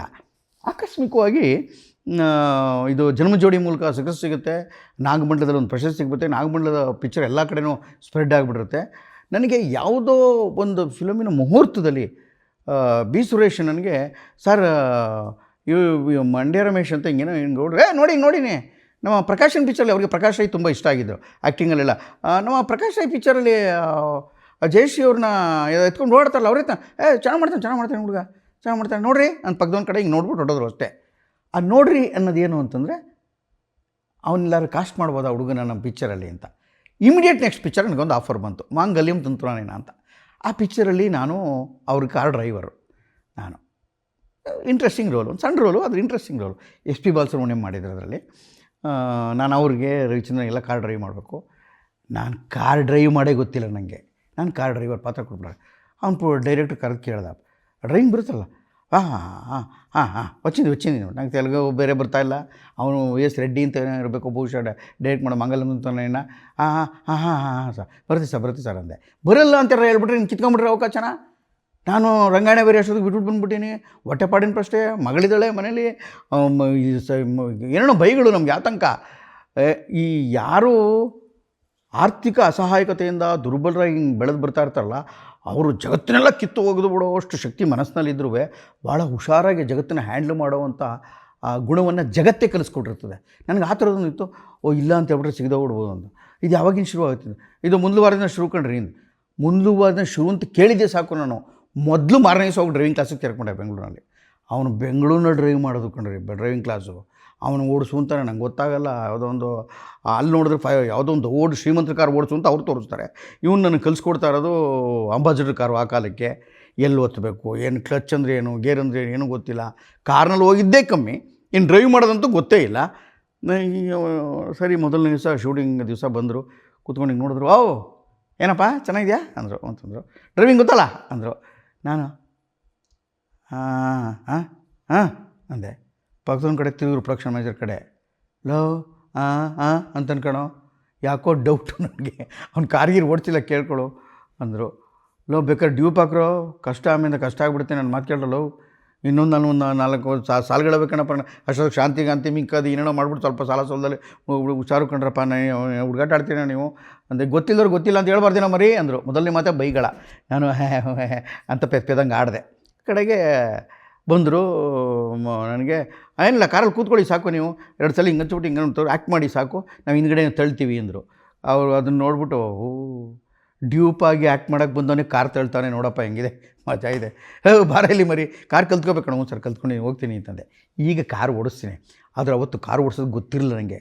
ಕಾರನ್ನು ಈ ಥರದೊಂದು ಕಾರಿನಲ್ಲಿ ಈ ಥರದ್ದು ಕಾರು ಕೂಡ ಒಂದು ಮಹಾನ್ ಯಂತ್ರ, ಅದೊಂದು ಅದ್ಭುತವಾದ ಜಗತ್ತು. ಕಾರು ಅನ್ನೋದೇ ಒಂದು ಪ್ರಪಂಚ ಅನ್ನೋದೇ ಗೊತ್ತಿರಲಿಲ್ಲ ನನಗಾಗ. ಆಮೇಲೆ ಆ ಪ್ರಪಂಚದ ಒಳಗೆ ಹೋದಾಗ ಎಷ್ಟೊಂದು ಸಂತೋಷ ಇದೆ, ಏನು ಅದ್ಭುತಗಳಿದೆ ಇಲ್ಲಿ, ಎಷ್ಟು ಚೆಂದ ಇದೆ ಅನ್ಸಕ್ಕೆ ಶುರುವಾಯಿತು. ಆಮೇಲೆ ಬಸ್ ಓಡಿಸೋದು ಅಂದರು. ಬಸ್ಸು ಅಷ್ಟೇ, ಮೇಲೆ ಕೂತಿದ್ದೆ, ಹಿಂದೆ ಯಾರೋ ಅಲ್ಲಾಡ್ಸಿದ್ರು. ಈಗಲೂ ಆ ಪಿಕ್ಚರ್ ಬಸ್ಸು ಕಾರೆಲ್ಲ ಓಡ್ತೀನಿ, ಯಾರೋ ಅಲ್ಲಾಡ್ತಿರೋದು, ನಾನು ಫುಲ್ ಆ್ಯಕ್ಟ್ ಮಾಡೋದು. ನೋಡ್ದಂಗೆ ದೂರದಲ್ಲಿ ನೋಡೋರು ರಮೇಶ್ ಕೃಷ್ಣ ಅವ್ನು ಕೂಡ್ಸ್ಕೊಂಡು ಬಸ್ಸಲ್ಲಿ ಹೋಗ್ತಾ, ನೋಡಪ್ಪ ಮಂಡ್ಯ ರಮೇಶ. ನನ್ನ ಫ್ರೆಂಡ್ಸ್ ಎಲ್ಲ, ಬಡ್ಡಿ ಮಗನೇ ನಿನಗೆ ಸೈಕಲೇ ಸರಿ ಓಡ್ಸೋಕ್ಕೆ ಬರ್ತಾರಲ್ಲ, ಅದು ಹೆಂಗೆ ನೀನು ಬಸ್ ಓಡಿಸ್ಬಿಟ್ಟಲ್ಲೋ ಬಡಿ ಮನೆ ಅಂತ ನನ್ನ ಫ್ರೆಂಡ್ಸ್ ಎಲ್ಲ ರೇಗಿಸೋರು ನನಗೆ. ನಾನು ಓಡಿಸೀನಿ ಬರ್ತದೆ ಅಂತ. ಈಗಲೂ ನಾವೆಲ್ಲ ಕೊಚ್ಕೋತೀವಲ್ಲ, ಹಂಗೆ ಸುಮಾರಷ್ಟು ವಿಷಯಗಳು ನಮಗೆ ಗೊತ್ತಿಲ್ಲದೇ ಅದು ಚಂದವಾಗಿ ಕಾಣಿಸೋಕ್ಕೆ ಶುರುವಾಗ್ಬಿಡ್ತದೆ ಬದುಕಿನಲ್ಲಿ. ಹಂಗಾಗಿ 100% ಎಲ್ಲವುದು ಪ್ರತಿಯೊಂದು ನಾವು ನಿಗದಿಪಡಿಸ್ದಂಗೆ, ನಾವು ಅಂದ್ಕೊಂಡಾಗೆ ಏನು ಜಗತ್ತಿನಲ್ಲಿ ಹಾಕಬೇಕಾಗಿಲ್ಲ. ನಾವು ಯಾವುದೋ ಒಂದು ಡ್ರೆಸ್ ಹಾಕೊಂಡೋಗ್ಯೋ ಚೆನ್ನಾಗಿಲ್ಲ ಅಂತ ನೋಡ್ಕೊಂಡು ಈಚೆ ಕಡೆ ಬರ್ತೀವಿ, ಎದುರುಗಡೆ ನೋಡಿದವನು ಭಾಳ ಚೆನ್ನಾಗಿದೆ ಕಣೆ ಆ ಡ್ರೆಸ್ಸು ಅಂದ್ಬಿಡ್ತಾನೆ. ಅವಾಗ ನಮ್ಗೆ ಕನ್ಫ್ಯೂಷನು, ನಾವು ಹಾಕಿರೋದು ಕರೆಕ್ಟಾ, ನಿಜವಾ, ಚೆನ್ನಾಗಿದೆಯಾ ಇಲ್ವಾ ಅಂತ. ಬದುಕು ಹಂಗೇನೆ, ಗಂಡ ಹೆಂಡ್ತಿನೂ ಹಂಗೇನೆ, ಮಕ್ಕಳು ಹಂಗೇನೆ, ನಾಟಕ ಸಿನಿಮಾ ಟಿ ವಿ ಎಲ್ಲವುದು ಹಂಗೇನೆ. ಹೊರಗಡೆ ಏನು ಕಾಣಿಸ್ತಾ ಇರ್ತದೆ ಅದು ಬೇರೆ, ಒಳಗಡೆ ಏನಾಗಿರ್ತದೆ ಅದು ಬೇರೆ. ಅದು ಅವನು ಮಾಡಿರೋ ಸೃಷ್ಟಿ. ಅದಕ್ಕೆ ನನಗೆ ಇದೊಂದು ಈ ವಿಸ್ಮಯ ಇದೆಯಲ್ಲ, ಇದಕ್ಕೆ ಆನ್ಸರೇ ಇಲ್ಲ. ಆ ಥರದ ವಿಸ್ಮಯಗಳ ಸಂತೆ ನಾನು ಅನೇಕ ಬಾರಿ ನೋಡಿದೆ. ಅನೇಕ ಮನುಷ್ಯನ ಬೇರೆ ಎಲ್ಲ ನೋಡಿದೆ ನಾನು ಬದುಕಿನಲ್ಲಿ, ನೋಡ್ಕೊಂಡು ಬರ್ತಾ ಇರ್ತೇನೆ. ನಾನು ಕಾರಂತರ ಜೊತೆ ಗಮನಿಸ್ಕೊಂಡಿದ್ದೆ, ಸುಬ್ಬಣ್ಣವ್ರ ಜೊತೆ ಕಂಡುಕೊಂಡಿದ್ದೆ, ಕಾರ್ನಾಡರ ಜೊತೆ ಓಡಾಡ್ತಿದ್ದೆ. ಹೌದು, ತುಂಬ ಅದ್ಭುತವಾದ ರಂಗಾಯಣದಲ್ಲಿ 25 ಜನ ಪ್ರಖರ ಆ್ಯಕ್ಟರ್ಗಳಿದ್ದರು ನನ್ನ ಜೊತೆ. ನೀನಾಸಮ್ಮಲ್ಲಂತೂ ಏಣಿಗೆ ನಟರಾಜಿಂದ ಹಿಡಿದು KG ಕೃಷ್ಣಮೂರ್ತಿಯಿಂದ ಹಿಡಿದು ದುರಾಜ್ ದೇಶಪಾಂಡೆ ಹಿಡಿದು ಪ್ರಚಂಡವಾದ ನಟರು ಎಲ್ಲರೂ ನೋಡ್ಕೊಂಬರ್ತಾ ಇದ್ದೆ ಎಲ್ಲರೂ. ಈ ರವಿಚಂದ್ರನ್ ಅಂಥವ್ರ ಜೊತೆ ಒಡನಾಡುವಾಗ ಅವರು ಸ್ಟಾರು. ಕ್ಯಾರವನ್ ನೋಡಿರಲಿಲ್ಲ ನಾನು ಅಲ್ಲಿವರೆಗೂ. ಒಂದೇ ಒಂದು ಸಲ ಶಿವರಾಜ್ ಕುಮಾರ್ ಜೊತೆ ಜನ್ಮಜೋಡಿಯಲ್ಲಿ ಕ್ಯಾರವನಲ್ಲಿ ಕರ್ಕೊಂಡು ಹೋಗೋರು ನನಗೆ. ಅವಾಗ ಸಣ್ಣದ ಒಂದು ಮಿಟಾಡರ್ ಅಷ್ಟೇ ಕ್ಯಾರವನ್ ಅಂದರೆ. ಇದು ಬೃಹತ್ ಅರಮನೆ ಮಾಡ್ಕೊಂಡಿದ್ರು ರವಿ ಸರ್ ಜೊತೆ ಅನೇಕ ಸಲ ಕ್ಯಾರವನಲ್ಲಿ ಕೂತ್ಕೊಂಡು. ಅಷ್ಟೊತ್ತಿಗಾಗಲೇ ರವಿ ಸರು ದೊಡ್ಡ ಪಿಕ್ಚರ್ ಕೊಟ್ಟಿದ್ದಾರೆ. ಪ್ರೇಮಲೋಕ ಸೂಪರ್ ಹಿಟ್ ಆಗಿದೆ. ಆಮೇಲೆ ರಣಧೀರ, ನೀವು ನಾನು ಅಂದ್ಕೊಂಡಂಗೆ ಎಲ್ಲ ಹಾಡುಗಳು ಅದು ಇದು ಎಲ್ಲ ಆಗಿದೆ. ಸುಮಾರು ಪಿಕ್ಚರ್ಗಳು ಬಂದು ಹೋಗಿದೆ, ಇದಾಗಿದೆ. ಅವರ ಸೋಲಿನ ಒಂದು ಮೆಟ್ಟಲು ಶುರುವಾಗಿತ್ತಲ್ಲ, ಅವರ ಸೋಲಿನ ಮೆಟ್ಟಲುಗಳು ಇಳಿಮುಖವಾಗಿ ಶುರುವಾದಾಗ ಆರಂಭದಲ್ಲಿ ಆ ಟೈಮಲ್ಲಿ ನಾನು ಹತ್ತಿರದಲ್ಲಿದ್ದೆ ಅವ್ರಿಗೆ. ಆದರೂ ಅವ್ರಿಗೆ ಕನಸುಗಳು ಯಾವುದೂ ಕರಗಿರಲಿಲ್ಲ. ಆಗಲೂ ಅಷ್ಟೇ. ಒಂದು ದಿವಸ ಕೂಡಿಸ್ಕೊಂಡು ಏಕಾಂಗಿ ಕತೆ ಹೇಳಿದ್ರು. ಕತೆ ಕೇಳಿ ರೋಮಾಂಚಿತ ಆಗ್ಬಿಟ್ಟು, ಏನು ಚೆನ್ನಾಗಿದೆ ಅಂತ. ಹಾಡುಗಳು ಚೆನ್ನಾಗಿ ಮಾಡ್ಕೊಂಡಿದ್ದಾರೆ. ಹೀರೋಯಿನ್ ಯಾರು ಮಾಡ್ಬೋದು? ಒಂದು ನಿಮಿಷ ಮೊಬೈಲ್ ಇಟ್ಕೊ ಇಲ್ಲಿ, ನಾನು ಮೊಬೈಲ್ ಹಿಂಗೆ ಮಾಡಿಬಿಟ್ಟು ಮಾಧುರಿ ದೀಕ್ಷಿತ್ ಇವ್ರಿಗೆ ಫೋನ್ ಮಾಡಿದ್ರು, ಮ್ಯಾನೇಜರ್ಗೆ. ಮಾಧುರಿ ದೀಕ್ಷಿತ್ ಫೋನ್ ಮಾಡ್ತಾರೆ ನನ್ನ ಮುಂದೆ. ಮಾಧುರಿ ದೀಕ್ಷಿತ್ ಫೋನ್ ಮಾಡ್ತಾರೆ. ಕೇಳಿದ್ರು ಅವರು. ಇಲ್ಲ, ನನಗೆ ಸೌತ್ ಇಂಡಿಯನ್ ಫಿಲ್ಮ್ಸಲ್ಲಿ ಏನು ಇಂಟ್ರೆಸ್ಟ್ ಇಲ್ಲ ಅಂದರು. ಅವ್ರು ಬಿಟ್ಬಿಟ್ರು. ಇನ್ಯಾರು ಹೇಮಾನಿ, ಯಾರ್ಯಾರನ್ನೋ ಕೇಳ್ತಾರೆ, ದೊಡ್ಡ ಹೀರೋಗಳು ಆ ಕಾಲಕ್ಕೆ. ಶ್ರೀದೇವಿನ ಕೇಳಿದ್ರು.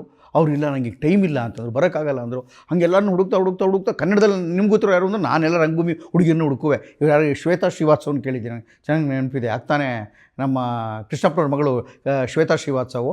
ಅವಳು ಆಗ್ತಾನೆ ಇನ್ನು PUC ಏನೋ ಮುಗಿಸಿದ ಹುಡುಗಿ.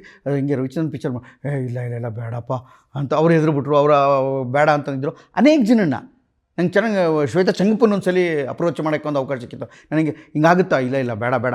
ಅನೇಕ ಜನರು ಕನ್ನಡದಲ್ಲಿ ಭಾಳ ಆವಾಗ ಪಾಪ್ಯುಲರಾಗಿ ಟಿ ವಿನಲ್ಲೋ ಮತ್ತೊಬ್ಬರು ಕಾಣಿಸ್ಕೊತಾರೆ, ಚೆನ್ನಾಗಿರ್ತಾರೆ ಅಂದರೆ ಅವ್ರನ್ನೆಲ್ಲ ರವಿಚಂದ್ರನ್ ಪಿಕ್ಚರ್ಗೆ ಎಲ್ಲಿ ಅಕಾಮಿಡೇಟ್ ಮಾಡ್ಬೋದು ಅನ್ನೋ ನೋಡೋ ಪ್ರಯತ್ನ ಮಾಡಿದಾಗ ಎಲ್ಲೂ ಏನೋ ಆಗ ಕಡೆಗೆ ಫಿಕ್ಸು.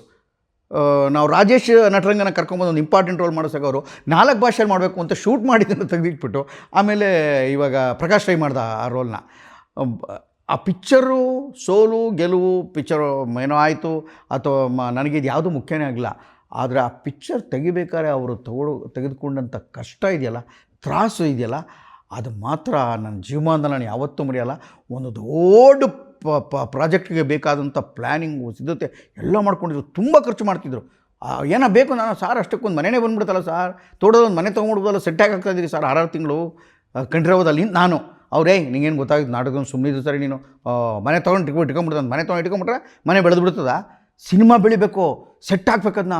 ಲಾಸ್ಟ್ ಏನು ಗೊತ್ತಾ ನೀನು, ಗಾಜು ಬಂದು ಬಡಾರ ಅಂತ ಹೊಡೆದಾಗ್ತದೆ, ಲಾರಿ ಬರ್ತದೆ, ನಂಗೆ ಅದು ಬೇಕು ಅಂತ. ಅಲ್ಲ ಸಾರ್ ಹೊಡೆದಾಕ್ಬಿಡ್ತೀನಿ ನನಗೆ ಸೆಟ್ಟಲ್ಲಿ ಯಾರು ಒಂದು ಕೋಳಿ ಮೊಟ್ಟೆ ಹೊಡೆದಾಕ್ರೆ ಅಯ್ಯೋ ತಿನ್ನೋ ವಸ್ತು ಹೊಡೆದೋಯ್ತಲ್ಲ ಅಂತ. ಯಾರು ರಾಗಿ ಚೆಲ್ಬಿಟ್ರೆ ಅಯ್ಯೋ 1 kg ರಾಗಿ ಚೆಲ್ಬಿಟ್ರಲ್ಲಪ್ಪ, ಅಯ್ಯೋ ಅಕ್ಕಿ ಹಾಳು ಮಾಡಿಬಿಡ್ತಲ್ಲ ಇವ್ರ ಮನ್ಕನಾಗ, ಯಾಕಪ್ಪ ಅಯ್ಯೋ ಹೂ ತುಳಿತಾರೆ ನನಗೆ. ಸಿನಿಮಾದಲ್ಲಿ ಲಾರಿಗಟ್ಟಲೆ ಹೂ ಚೆಲ್ಲಾಡ್ತಾರೆ, ಕಳ್ಳೆಪುರಿನ ಎಸಿತಾರೆ, ಅರಶಿನ ಕುಂಕುಮ ಎಲ್ಲ ಮಾಡ್ತಾರೆ. ನನಗೆ ಎಲ್ಲದೂ ವೇಸ್ಟ್ ಮಾಡಿಬಿಡ್ತಾರಲ್ಲ. ನಾನು ಬೆಳೆದು ಬಂದ ಹಿನ್ನೆಲೆಗೆ ನಾನು ಯೋಚನೆ ಮಾಡೋದು ಹಿಂಗೆ. ಆದರೆ ನನ್ನ ಪಕ್ಕ ಇರೋ ರವಿಚಂದ್ರನ್ ಅದೇ ಸಿನಿಮಾ ನನಗೆ ಅವರು ಅಷ್ಟನ್ನು ಮರಳಿ ವಾಪಸ್ ತಂದು ಕೊಡ್ತದೆ, ದುಡ್ಡೆಲ್ಲ ಕೊಡ್ತದೆ, ಅವ್ರೊಂದು ಪ್ರೀತಿ ಪತಾಕೆ ಕೊಡ್ತದೆ. ಅದರಿಂದ ಇನ್ನೊಂದು 100 ಪಿಕ್ಚರ್ ತೆಗಿಯೋಕ್ಕಾಗತ್ತೆ ಅಂದರೆ ನನಗೆ ಇದು ಅರ್ಥನೇ ಆಗ್ತಾ ಇರಲಿಲ್ಲ. ನಾನು ಬದುಕಬೇಕಾಗಿರೋ ಜಾಗ ಇದಲ್ವ ಅಂತ ತುಂಬ ಸಲ ಅನ್ಸೋದು ನನಗೆ. ಆದರೆ ನನಗೆ ಒಗ್ಗದ ನಾನು ಬದುಕಬೇಕಾಗಿರೋ ಜಾಗ ಇದಲ್ಲದಿದ್ದರೂ ಇಲ್ಲಿ ಬದುಕು ತೋರಿಸ್ಬೇಕು ಅಂತ ಅನ್ನಿಸ್ತಾ ಇರ್ತದೆ. ಅದಕ್ಕೆ ಜಾಗ ಬೇಕಲ್ಲ. ಈ ಒಯ್ಯ ಮಾಡಿಕೊಟ್ಟ ಕಣ್ರಿ ರವಿಚಂದ್ರನ್, ಜೊತೆಲೇ ಇಟ್ಕೊಳ್ಳೋ ಪಾಪ. ಯಾವ ಕಾಲಕ್ಕೆ ಬಂದುಬಿಟ್ಟಿದ್ರು, ಅದೆಷ್ಟು ಪ್ರೀತಿ ಬಂದೋಗಿತ್ತು ನನ್ನ ಜೊತೆಗೆ ಅಂದರೆ. ಆವಾಗ ಅವರು ಇವರು ಹಂಸಲೇಖ ಅವರಿಂದ ಒಂಚೂರು ದೂರ ಇದ್ದರು, ಬರೀತಾ ಇರಲ್ಲ ಹಾಡುಗಳನ್ನ. ಸರಿ ಮ್ಯೂಸಿಕ್ ಬೇರೆಯವ್ರು ಮಾಡ್ತಾಯಿದ್ರು, ಇವರು ಎಲ್ಲ. ಇನ್ಯಾರೋ ಇವರು ರಮೇಶ ನಾನೇ ಹಾಡು ಬರಿತೀನಿ ತಗೋ ಅಂದರು. ಸರ್ ನೀವು ಅಂದೆ, ಬರಿತೀನಿ ತಗೋ ಅಂದರು. ಆ ಕಾಲದಲ್ಲಿ ನಾನು ಅವ್ರ ಜೊತೆ ಇದ್ದಿದ್ದು. ಅವರೇ ಹಾಡುಗಳು ಬರೆಯೋರು. ತುಂಬ ಜನನ ಇದನ್ನು ಶಾಸ್ತ್ರಿ ಬರ್ಕೊಡೋದಲ್ವ, ಶಾಸ್ತ್ರಿ ಟ್ಯೂನ್ ಮಾಡ್ಕೊಡೋದಲ್ಲ, ಬೇರೆಯವ್ರು ಮಾಡ್ಕೊಡೋದಲ್ವ, ಹರಿಕೃಷ್ಣ ಬರ್ಕೊಡೋದಲ್ವ. ಅವರೆಲ್ಲ ಇವತ್ತು ಸೂಪರ್ ಸ್ಟಾರ್ ಆಗಿರೋ ಹರಿಕೃಷ್ಣಗೆಲ್ಲ ಸೂಪರ್ ಮ್ಯೂಸಿಕ್ ಡೈರೆಕ್ಟರ್ ಎಲ್ಲ. ಆದರೆ ಸತ್ಯ ಹೇಳ್ತೀನಿ, ಸತ್ಯಸ್ಯ ಸತ್ಯ, ಇವತ್ತು ರವಿಚಂದ್ರನ್ ಹೆಸರಲ್ಲಿರುವ ಏನು ಹಾಡುಗಳಿದೆ ಅದನ್ನು ರವಿಚಂದ್ರನೇ ಬರೀತಾಯಿದ್ರು, ಅವರೇ ಬರೀತಾಯಿದ್ರು. ತಪ್ಪು ಕನ್ನಡ ಶಬ್ದಗಳ ತಪ್ಪು ಇರ್ಬೋದು, ಅದನ್ನು ಕಾಪಿ ಮಾಡಿಕೊಡುವೆ ನಾನು. ಅವ್ರು ಬರೆದಿದ್ದು, ಯಾಕೆಂದ್ರೆ ಅವ್ರ ಪಕ್ಕದಲ್ಲಿ ಇದ್ದೆ ನಾನು ಸಾಕ್ಷಿ. ಅವ್ರು ಬರ್ಕೊಟ್ಟಿದ್ದನ್ನೆಲ್ಲ ಕಾಪಿ ಮಾಡಿ. ಡೈಲಾಗ್ಗಳು ಅಷ್ಟೇ, ಅವ್ರು ಏನೋ ಹೇಳಿದ್ರೆ ತಿದ್ಕೊಂಡ್ರೆ ಅವರು. ನನಗೆ ಡೈಲಾಗ್ ಹೇಳಿದಾಗ ಎಷ್ಟು ಸರಳವಾಗಿ, ನಾನು ಅವ್ರ ಮನೆಗೆ ಊಟಕ್ಕೆ ಹೋಗ್ತೀನಿ, ನೀ ಎಲ್ಲೋಟೋದೆ, ನನಗೆ ತುಂಬ ಹಸುವಾಗಿದೆ. ಸರ್ ಇದೇನು ಡೈಲಾಗ್ಗಳು ಸರ್, ಮನೆಗೆ ಈ ಥರ ಇದೆ ಅಂತ. ನಮಗೆ ಕಾರ್ನಾಡೋದು, ಕಾರಂತರದು, ಮತ್ತೊಂದು ಸಾಹಿತ್ಯ ಭೈರಪ್ಪನವ್ರದ್ದು ಹಿಂಗೆಲ್ಲ ಓದ್ಬಿಟ್ಟು ಬೇರೆ ಬೇರೆ ಭ್ರಮೆಗಳೆಲ್ಲ ಇರ್ತವಲ್ಲ, ಇದು ಹೆಂಗೆ ರೀಚ್ ಆಗ್ತದೆ, ಇದನ್ನೆಲ್ಲ ಹೆಂಗೆ ಡೈಲಾಗ್ ಬರೀತಾರೆ ನನಗನ್ಸೋದು. ಆದರೆ ಸಿನಿಮಾದಲ್ಲಿ ಅದನ್ನು ನುಡಿಸುವಾಗ ಮಾಡುವಾಗ ಅವ್ರು ತೊಗೋತಾ ಇದ್ದು ಪಾಸು, ಕೊಡ್ತಾ ಇದ್ದ ಟೈಮು, ಆಮೇಲೆ ಉಚ್ಚಾರಣೆ ಮಾಡ್ತಾಯಿದ್ದ ರೀತಿ, ಆಮೇಲೆ ಸರಳವಾಗಿ ಕತೆ ಹೇಳುವ, ಸರಳವಾಗಿ ಸಂಭಾಷಣೆಯನ್ನು ನುಡಿಸುವ ಶೈಲಿಯಲ್ಲಿ ದೃಶ್ಯಕ್ಕೆ ಹೆಚ್ಚು ಪ್ರಾಮುಖ್ಯತೆ ಕೊಡ್ತಾ ಇದ್ದಂಥ ವಿಚಿತ್ರ ಪ್ರಮೇಯ ನನಗೆ ವಿಶೇಷ ಅದ್ಭುತ ಅಂತ ಅನಿಸ್ತಾಯಿತ್ತು. ಆ ಥಿಯರಮ್ಗಳೇ ನನಗೆ ಅಲ್ಲಲ್ಲೇ ವಿಚಿತ್ರವಾಗಿಲ್ಲ. ಈ ಥಿಯರಮ್ಗಳು, ಈ ಪ್ರಾಕ್ಟಿಕಲ್ ಅರ್ಥನೇ ಆಗ್ತಾ ಇರಲ್ಲ. ನಾನು ಯಾವುದನ್ನು ಚೆನ್ನಾಗಿಲ್ಲ ಅಂತ ಅನ್ಕೋತಾ ಇದ್ನೋ ಚೆನ್ನಾಗಿದೆ ಅಂತ ಅನ್ಸ್ಬಿಡೋದು. ಕನಸುಗಾರನ ಒಂದು ಕನಸು ಕೇಳಮ್ಮ ಹಾಡು ಬರೆದಾಗ ಇದು ಹೆಂಗೆ ಹೊಕ್ಕಾಗುತ್ತೆ ಇದು. ಅಯ್ಯಪ್ಪ, ಬೆಳಕೆ ಇಲ್ಲದ ನಾನು ಕಾರಣ, ನೀವೇನು ಕನಸುಗಾರ ಸಾರ್, ಯಯಾತಿ ಕನಸುಗಾರ ಅಂತಿದ್ದೆ.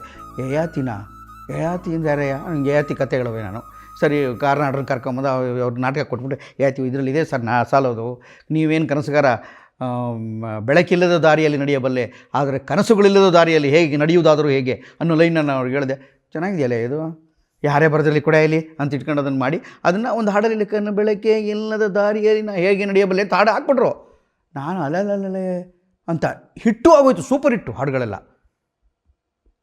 ಮತ್ತು ಅವ್ರ ಜೊತೆ ಓರಣನೆಲ್ಲ ಮಾಡುವಾಗ, ಮತ್ತು ಈ ಚೌರ ಮಾಡುವಾಗ, ಮತ್ತು ನನಗೆ ವೈಯಕ್ತಿಕವಾಗಿ ದೊಡ್ಡ ಹೆಸರು ತಂದು ಕೊಟ್ಟಂಥ ಕನಸುಗಾರ ಮಾಡುವಾಗ ನನಗೆ ಈ ರವಿಚಂದ್ರನ್ ಇನ್ನೂ ತಲೆಯಲ್ಲಿ ಅವರು ಹಾಕ್ತಾ ಇದ್ದಂಥ, ಇವತ್ತೆಲ್ಲರೂ ಕನ್ನಡ ಜನಕ್ಕೆ ಗೊತ್ತೇ ಬಿಡಿ, ಅವ್ರು ಹಾಕ್ತಾ ಇದ್ದಂಥ ವಿಗ್ ಇದೆಯಲ್ಲ ಅದನ್ನು ಬಿಟ್ಟು ಅಂತ ಕರ್ಕೋದು. 2 ಸೆಕೆಂಡರಿ ಪಟ್ ಅಂತ ಕ್ಲಿಪ್ ಹಾಕಿಂಗ್ ಕೂಡಿಸೋರು, ಗುಂಗುರು ತಲೆ. ಒಂದು ಸಲ ಏನೋ ಮಾತಾಡೋದಲ್ಲ ಸರ್, ನೀವು ಯಾವುದೋ ಪಿಕ್ಚರ್ಗೆ ಎಡಿಟಿಂಗ್ ಕೂತ್ಬಿಟ್ಟಿದ್ರು ಅವರು. ಸರ್ ನೀವೇ ಎಡಿಟಿಂಗ್, ಅಲ್ಲ ಸರ್ ಸಂಗೀತನೂ ನೀವೇ ಮಾಡ್ತೀನಿ ಅಂತೀರಿ, ಹ್ಞೂ ಕಣೆ. ಅಲ್ಲ ಸರ್ ಹಾಡು ನೀವೇ ಬರೀತೀರಿ, ಹ್ಞೂ ಕಣೆ. ಅಲ್ಲ ರಾಗನೂ ನೀವೇ ಹಾಕೋತೀರಿ, ಹೌದು ಕಣೆ. ಸರ್ ನೀವೇ ಹಾಡು ಗಿಡ್ಬಿಡ್ರಿ, ಅವಕಾಶ ಸಿಕ್ಕರೆ ಅದನ್ನು ಹಾಡ್ಬಿಡ್ತೀನಿ ಕಣೆ, ಆದರೆ ಧ್ವನಿ ಚೆನ್ನಾಗಿಲ್ಲ, ಏನು ಮಾಡೋದು, ಸಂಗೀತ ಗೊತ್ತಿಲ್ಲ, ಸುಮ್ಮನೆ ಇದ್ದೀನಿ ಅಂತಂದರು. ಅಲ್ಲ ಸರ್ ಎಡಿಟಿಂಗು ನೀವೇ ಕೂತ್ಕೊಂಡು, ಕಲರಿಂಗು ನೀವೇ ಮಾಡ್ಕೊಂಡು, ಎಲ್ಲ ನೀವೇ ಮಾಡಿದ್ರೆ, ಡೈರೆಕ್ಷನು ನಿಮ್ಮದೇ, ಇದೇನು ಚೆಂದ ಸರ್ ಇದು ಅಂತ ನಾನು ಹಿಂಗೆ ಹೇಳಿದ್ದೆ. ಎಲ್ಲ ಚೆನ್ನಾಗಿರುತ್ತೆ ಸುಮ್ಮನೆ, ಎಲ್ಲ ಗೊತ್ತಿರಬೇಕು ಅಂತ. ಆಮೇಲೆ ಅವರ ಪ್ರತಿಭೆ ಬಗ್ಗೆ ಅವ್ರಿಗೆ ಎಷ್ಟು ಹೆಮ್ಮೆ ಅಂದರೆ ರವಿ ಸರ್ಗೆ, ಅವ್ರಿಗೆ ನನಗೆ ಇಷ್ಟೊಂದು ಬುದ್ಧಿವಂತಿಕೆ ಹೇಗೆ ಗೊತ್ತೇನೆಯಾ ಅಂದರು. ನಾನು ಹೇಗೆ ಸರ್ ಅಂದೆ. ಈಗ ನನಗೆ ಈ ತಲೆ ಕೂದಲು ವಿಗ್ ಹಾಕೋರೆ ನೋಡಿದ್ಯಾ? ಹ್ಞೂ ನೋಡಿದ್ದೀನಿ. ಅದರಲ್ಲಿ ಕೂದಲು ಬೇರೆ ಬೇರೆ ಬೇರೆ ಬೇರೆ ಇದೆಯಲ್ಲ, ಎಲ್ಲಿಂದ ತಂದವ್ರಿಗೆ ಗೊತ್ತಾ? ನನಗೆ ಗೊತ್ತಿಲ್ಲ ಸರ್. ಯಾವನೋ ಎಲ್ಲಿ ಹಾಸ್ಪಿಟ್ಲಲ್ಲಿ ಬಿದ್ದವನೋ, ಯಾವನ ಸ್ಮಶಾನದಲ್ಲಿ ಸತ್ತೋಗಿರೋ ಬುದ್ಧಿವಂತ ಇದ್ದಾನೋ, ಯಾವನ ವಿಚಾರವಂತ ಇದ್ದಾನೋ, ಯಾರ್ಯಾರ್ದೋ ಎಲ್ಲೆಲ್ಲೋ ಕೂದಲುಗಳೆಲ್ಲ ತಂದುಬಿಟ್ರಲ್ಲ, ಆ ಕೂದಲುಗಳೆಲ್ಲ ಸೇರಿಸ್ಬಿಟ್ಟು ನನಗೆ ಇಗ್ಬಾಡಾಗ್ತಾರಲ್ಲ, ಅದ್ರ ಬುದ್ಧಿವಂತಿಕೆ ಕಣೆ ಇದು ಅನ್ನೋರು. ನನಗೆ ಬಿದ್ದು ನಗಾಡುವೆ. ಆಮೇಲೆ ತಮ್ಮನ್ನು ತಾವು ಗೇಲಿ ಮಾಡ್ಕೊಳ್ಳೋದು, ಅವ್ರವ್ರು ಬಣ್ಣಿಸ್ಕೊಳ್ಳೋದು ವಿಚಾರವಾದ್ದು, ಈ ಥರದ್ದೆಲ್ಲ ಇದೆಲ್ಲ ಆಫ್ ದ ರೆಕಾರ್ಡ್ ಅಂತ ಅವ್ರು ಹೇಳಿದ್ದು. ನನಗೆ ಇವತ್ತು ಸಂತೋಷವಾಗಿ ನಿಮ್ಮ ಮುಂದೆ, ಯಾಕೆಂದ್ರೆ ಇವತ್ತು ಅವರು ಅವರೇಜ್ ಮೇಲೆ ನಿಂತಿದ್ದಾರೆ. ಯಾಕೆಂದ್ರೆ ಅವ್ರು ಪಿಕ್ಚರ್ ಮಾಡದೇ ಇದ್ರೂ ಅವ್ರು ಟಿ ವಿನಲ್ಲಿ ಕೂತ್ಕೊಂಡು ಮಾತಾಡುವಾಗ ಮತ್ತು ಅವರು ಮಾತನಾಡುವ ಪ್ರತಿ ಮಾತುಗಳನ್ನ ಫಿಲಾಸಫಿಕ್ಕಾಗಿ ಜನ ತುಂಬ ನಮ್ರತೆಯಿಂದ, ಇದೇನೇ ಆಧ್ಯಾತ್ಮಕ್ಕೆ ತಿರ್ಬಿಟ್ಟ ನೀವು ಆಧ್ಯಾತ್ಮ ಮಾತಾಡ್ತಾನಲ್ಲ ಅಂತ ಹಿಂಗೆ ನೋಡೋಕ್ಕೆ ಶುರು ಮಾಡಿಬಿಡ್ತಾರೆ ಈಗ ರವಿಚಂದ್ರನ್ನ. ಇಂಥ ಟೈಮ್ನಲ್ಲಿ ನನ್ನ ದಾಖಲಿಸಬೇಕಾದ್ದು, ಹೇಳಬೇಕಾದ್ದು ನನ್ನ ಕರ್ತವ್ಯ.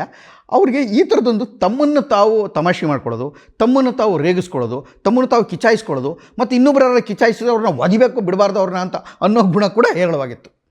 ಇದು ರವಿ ಸರ್ ಅವರ ಒಂದು ವಿಚಿತ್ರ. ಆಮೇಲೆ ಸ್ನೇಹಕ್ಕೂ ಅಷ್ಟೇ, ಶಾರ್ಟ್ ಟೆಂಪರು, ಕೋಪ ಎಲ್ಲ ಸಹಜವಾಗಿತ್ತು, ಭಾಳ ಸಹಜವಾಗಿತ್ತು. ಆದರೆ ಎಲ್ಲ ಮನುಷ್ಯರು ಇರೋ ಹಾಗೆ ಏನು 100% ಈ ಭೂಮಿ ಮೇಲೆ ಮನುಷ್ಯ ಅಂತ ಯಾರು ಇರ್ತಾರೆ?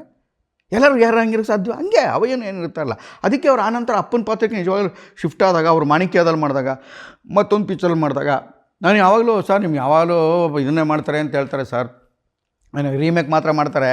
ಸೊ ಅಂಥದ್ದೆಲ್ಲ ತೆಗೆಯೋದು ರವಿಚಂದ್ರನ್ಗೆ ಕಷ್ಟ ಕಣ ಪಾಪ. ಸ್ವಂತ ಅಲ್ಲ ಅವರು, ಏನಿದ್ರು ರೀಮೇಕ್ ಹಿಂಗೆಲ್ಲ ಮಾತಾಡೋರು. ನನ್ನ ಗೆಳೆಯರು ಜೊತೆಲೇ ಸಿಕ್ಕಿದಾಗ ನನಗೆ ಭಾಳ ಮುಜುರ ಅನಿಸೋದು. ಯಾಕೆಂದ್ರೆ ಹತ್ರದಲ್ಲಿದ್ದೆ, ಒಳ್ಳೇದು ಹೇಳೋರು, ಪಾಪ ಅವ್ರಿಗೆ ಹಿಂಗೆ ಅಂದ್ಬಿಡ್ತಾರಲ್ಲ ಅಂತ ನಾನು ಆಮೇಲೆ. ಯಾಕೆಂದರೆ ಸ್ವಂತದ್ದು ಅನೇಕ ಕಥೆಗಳು ನನಗೆ ಗೊತ್ತಿರೋ ಹಾಗೆ. ಈಗ ನೀವು ಹೋಗಿ ಅವ್ರದ್ದೇನಾದ್ರು ಲ್ಯಾಪ್ಟಾಪು, ಅವರ ಡೆಸ್ಕ್ ಅದೇನೋ ತೆಗೆದು ನೀವು ಹಿಂಗೆ ನೋಡಿದ್ರೆ ಕನಿಷ್ಠ 1,000 ಹಾಡುಗಳು ಅವರೇ ಬರೆದು ಟ್ಯೂನ್ ಮಾಡಿ ಇಟ್ಕೊಂಬಿಟ್ಟಾರೆ ಕಣ್ರಿ. 1,000 ಹಾಡುಗಳಿರ್ಬೋದು ಅವ್ರ ಹತ್ರ. ಆಮೇಲೆ ಒಂದು 25-30 ಅದ್ಭುತವಾದ ಕಥೆಗಳಿರ್ಬೋದು. ಅವ್ರು ಒಂದೊಂದೇ ಒಂದು ಫುಲ್ಲು ಕಥೆ ಹೇಳೋರು. ಅವ್ರು ಈಗಲೂ ಎಲ್ಲರೂ ಸಿಕ್ಕಿದ್ರೆ ಎಲ್ಲರೂ ಊಟಕ್ಕೆ ಕೂತಿದ್ದು 15 ನಿಮಿಷ ಎಲ್ಲ ಕೂತಿದ್ದೀವಿ, ನಾನು ಏನು ಸರ್ ಚೆನ್ನಾಗಿದ್ದೀರಾ ಅಂತಂದರೆ, ಬಾಬಾ ಕೂತ್ಕೊ ಇಲ್ಲಿ ನಿಂಗೊಂದು ಕಥೆ ಹೇಳ್ಬೇಕು ಕಣೋ, ಒಂದು ಕಥೆ ಶುರು ಮಾಡ್ತಾರೆ. ನಾನು ನಿಜವಾದ ಕಥೆಗಾರ, ಅದು ಕನಸುಗಾರ ಅನ್ನೋದು ನಿಜವಾದ ಕನಸುಗಾರ. ಅದು ಜನ ಯಾರೋ ಯಾಕೋ ಸುಮ್ಮನೆ ಇಟ್ಟಿದ್ದಲ್ಲ, ಅದು ಹಾಡುಗಳು, ಸಂಗೀತ. ಆಮೇಲೆ ಈ ಥರದೊಂದು ಟಿಂಟಲ್ಲಿ ಕಲರ್ ಮಾಡಬೇಕು. ಒಂದು ಇಡೀ ಪಿಕ್ಚರು ನೈಟೇ ನಡಿಬೇಕು ಕಣೆಯ. ಒಂದು ಇಡೀ ಪಿಕ್ಚರು ಮೇಲಿಂದ ಕೆಳಗಿರೋಬಾರ್ದು, 7 ಇದರಲ್ಲಿ ನಡೀತದೆ ಕಣೆಯ, ಮೇಲಿಂದ 10 ಎಳೆದು ಓಡಾಡ್ತಾರಲ್ಲ ಅದರಲ್ಲಿ ನಡೀತದೆ ಕಣೆಯ ಅನ್ನೋರು. ನನಗೆ ಏನಪ್ಪ ಇದು ಅಂತ, ಒಂದು ಫ್ಲ್ಯಾಟಲ್ಲೇ ಇಡೀ ಕಥೆ ನಡೀತದೆ ಕಣೆ. ಒಂದು ಫ್ಲ್ಯಾಟ್ದೊಂದು ಕಥೆ ಹೇಳೋರು, ಅಮ್ಮೂಗ ಕಿವುಡ, ಕಣ್ಣಿಲ್ದೇ ಇರೋದು, ಅದು ಏನೇನೋ ಭಾವಗಳು. ಆಮೇಲೆ ಅಪರೂಪಕ್ಕೆ 2 ಜನಕ್ಕೆ 3 ಜನಕ್ಕೆ ಮೋಸ ಮಾಡಿರುವಂಥ ಹೀರೋಯಿನ್ಗಳು.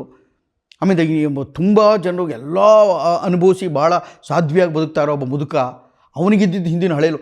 ಅವರ ಕಥೆಗಳ ಕಥಾವಸ್ತುಗಳ ನಾಯಕರು ಹೀಗೆ ಇರಬೇಕು ಅಂತಿಲ್ಲ. ಒಂದು ವಿಚಿತ್ರವಾದ ಕಲ್ಪನಾತೀತವಾದಂಥ ಅನೇಕ ಕಲ್ಪನೆಗಳು ಇವ್ರ ಮನಸ್ಸಿನಲ್ಲಿ ಸದಾ ಸ್ರವಿಸ್ತಾ ಇರೋವು. ಈ ಸ್ರವಿಕೆ ಭಾಳ ಮುಖ್ಯವಾಗಿ ಕಾಣಿಸ್ಕೊಳ್ಳೋಕೆ ಶುರುವಾಗ್ಬಿಡ್ತು ನನಗೆ. ಇದು ಭಾಳ ವಿಚಿತ್ರವಾಗಿ ಇದ್ದೇ ಯೋಚನೆ ಮಾಡ್ತಾ ಇರ್ತಾರೆ. ಆಮೇಲೆ ಅವ್ರ ಕೈಯಲ್ಲಿ ಏನಾದ್ರು ದುಡ್ಡಿದ್ದರೆ, ಯಾರೋ ಗೆಳೆಯರಿಗೆ ಹುಷಾರಿಲ್ಲ, ಏನೋ ಆಯಿತು, ನಾನು ಅವ್ರಿಗೆ ಪಟ್ಟಂತ ಅವ್ರಿಗೆ ಯಾರಿಗೇ ಆದರೂ ಎತ್ತು ಕೊಟ್ಬಿಡೋ ಸ್ವಭಾವ, ಆ ಥರದೊಂದು ಸ್ವಭಾವ ಅವ್ರಿಗೆ ಇದ್ದಿದ್ದು ನನ್ನ ಕಣ್ಣಾರೆ ನಾನು ನೋಡೀನಿ. ಒಂದು ಘಟನೆ ನಂಗೆ ತುಂಬ ಕಾಡ್ಬಿಟ್ಟಿತ್ತು. ವಿಶೇಷವಾಗಿ ಇದು ಹೊರಗಡೆ ಎಲ್ಲೂ ದಾಖಲಾಗಿದೆಯಲ್ಲೋ ಗೊತ್ತಿಲ್ಲ. ಓನರ್ನಲ್ಲಿ ಒಬ್ಬ ಮೇಲಿಂದ ಜಂಪ್ ಮಾಡೋದೊಂದು ಸಿಡೀತು, ಸೇತುವೆ ಮೇಲಿಂದೆಲ್ಲ ಬೀಳೋದು, ಹಾರೋದೇನೋ ಜಂಪ್ ಇತ್ತು.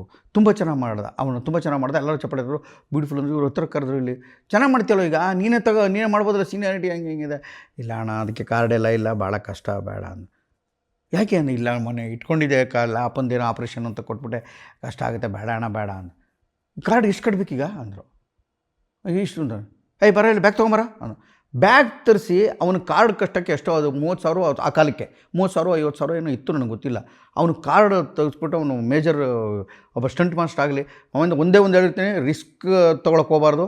ದಯವಿಟ್ಟು ಸೇಫ್ಟಿ ಇಟ್ಕೊಂಡೇ ಫೈಟ್ ಮಾಡಬೇಕು, ಸೇಫ್ಟಿ ಇಟ್ಕೊಂಡೇ ಎಲ್ಲ ಆಟಗಳು ಆಡಬೇಕು. ನೋಡು ಇಲ್ಲಿ ಬೆನ್ನು ಇನ್ನೂ ಅನುಭವಿಸ್ತಾ ಇದ್ದೀನಿ, ನೋಡು ಕುದುರೆ ಹೊಡೆದಿದ್ದು ಆಸೆ.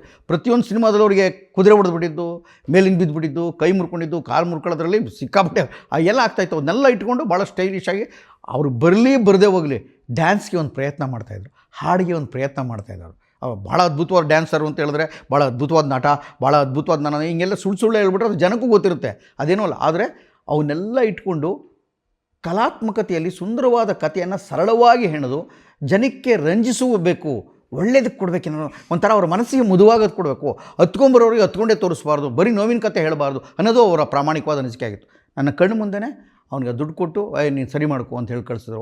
ಅನೇಕ ಜನಕ್ಕೆ ಅಲ್ಲೆಲ್ಲಲ್ಲಿ ಅವಾಗವಾಗ ಕೊಡ್ತಾಯಿದ್ದು ನನ್ನ ಕಣ್ಣಾರೆ ನೋಡ್ತಿದ್ದೆ ನಾನು.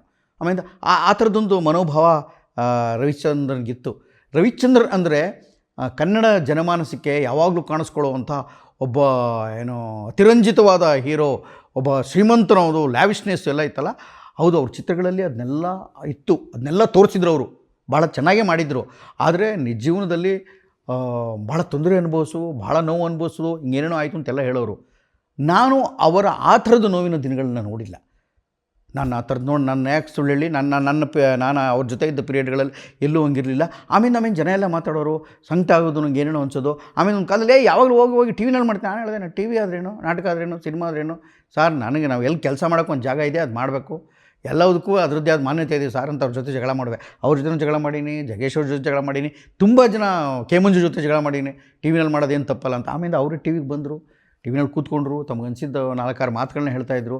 ಆಮೇಲೆ ಹಳಬರು ಅವರ ಡ್ಯಾನ್ಸ್ಗಳನ್ನ, ಹಾಡುಗಳನ್ನೆಲ್ಲ ಮಾಡ್ತಾ ಹೋದಾಗ ಅದನ್ನು ಮನಸ್ವಿ ಅವರಲ್ಲಿ ಆ್ಯಕ್ಟ್ ಮಾಡ್ಬೇಕಾರೆ, ಈ ಹುಡುಗರು ಅವ್ರ ಸಿನಿಮಾದ್ದು ಡ್ಯಾನ್ಸ್ ಮಾಡ್ಬೇಕಾರೆ, ಹಾಡು ಹೇಳ್ಬೇಕಾರೆ, ಹಿಂಗೇನೋ ದೃಶ್ಯ ಕಟ್ಟಬೇಕಾರೆ, ಅನುಭವಿಸ್ಬೇಕಾರೆ, ಅದನ್ನು ನಿಜವಾಗಲೂ ಕಣ್ಣುಗಳಲ್ಲಿ ನೋಡಿ ಹೃದಯವನ್ನು ತುಂಬಿಕೊಂಡು ಎಷ್ಟು ಚೆನ್ನಾಗಿತ್ತು ಅಂತ ಅದನ್ನು ನೆನಪಿಸ್ಕೊಂಡು ಮತ್ತೆ ಅದನ್ನು ರೀಕ್ರಿಯೇಟ್ ಮಾಡಿದ್ರಲ್ಲ, ಅದಕ್ಕೊಂದು ಧನ್ಯತಾ ಭಾವ ಕಾಣಿಸ್ತಾ ಇತ್ತು. ಮನುಷ್ಯನಿಗೆ ಒಂದು ಸಲ ಹಿಂತಿರುಗಿ ನೋಡಿದಾಗ ಒಂದು ಧನ್ಯತಾ ಭಾವನೋ, ಒಂದು ಸಾರ್ಥಕ ಭಾವನೋ ಕಾಣಿಸ್ದಿದ್ರೆ, ಅಥವಾ ಬದುಕಿನಲ್ಲಿ ಅದನ್ನು ರೂಢಿ ಮಾಡ್ಕೊಳ್ತಿದ್ರೆ, ಭಾಳ ದೀರ್ಘಕಾಲಕ್ಕೆಲ್ಲೋ ನಿಂತ್ಕೊಂಡು ನಾನು 40 ಜನಕ್ಕೆ ಹೊಡೆದೆ, 50 ಜನಕ್ಕೆ ಮೋಸ ಮಾಡಿದೆ, 20 ಜನರದ್ದು ಮನೆ ಬಿಡಿಸ್ಬಿಟ್ಟಿದ್ದೆ, ಆಮೇಲೆ ಒಂದು 300 ಜನಕ್ಕೆ ಮತದಾರರಿಗೆಲ್ಲ ಅಟ್ಯಾಚ್ ಮಾಡಿಬಿಟ್ಟೆ, ಆ ಊರಿಗೆ ಬೆಂಕಿ ಹಚ್ಚಿಬಿಟ್ಟಿದೆ ಅನ್ನೋಕ್ಕಿಂತ ಹೆಚ್ಚಾಗಿ ನಾನು ಒಂದು ಒಳ್ಳೆಯ ದೃಶ್ಯವನ್ನು ಕ್ರಿಯೇಟ್ ಮಾಡಿದ್ದೆ, ಒಂದು ಒಳ್ಳೆಯ ಸಿನಿಮಾ ಕೊಟ್ಟೆ, ಅದರಲ್ಲೊಂದು ಕಲಾತ್ಮಕತೆ ಇತ್ತು, ಚಂದವಾಗಿ ಹುಡುಗ ಹುಡುಗಿರೆಲ್ಲರೂ ಆ ಕಾಲಕ್ಕೆ ಎಷ್ಟು ಚೆನ್ನಾಗಿ ಆ್ಯಕ್ಟ್ ಮಾಡ್ತಾಯಿದ್ರು, ಎಳೆ ಹೃದಯಗಳು ಎಷ್ಟು ಚೆನ್ನಾಗಿತ್ತು. 100 ಜನ ಮಕ್ಕಳು ತುಂಬಿಕೊಂಡು 30,000 ಮಕ್ಕಳಿಗೆ ನಾನು ಒಟ್ಟಿಗೆ ಅವ್ರಿಗೆ ಹಾಲು ಕೊಡ್ತಾಯಿದ್ದೆ.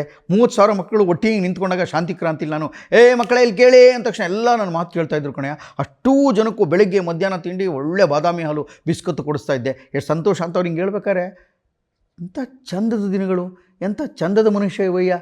ಅಂದರೆ ಖರ್ಚು ಮಾಡೋದ್ರಲ್ಲಿ ಒಂದು ಸುಖ ಇದೆಯಲ್ಲ, ಅದನ್ನು ಅವರು ಭಾಳ ಚೆನ್ನಾಗಿ ನೋಡ್ತಾಯಿದ್ರು, ಖುಷಿಯಾಗ್ತಾಯಿದ್ರು.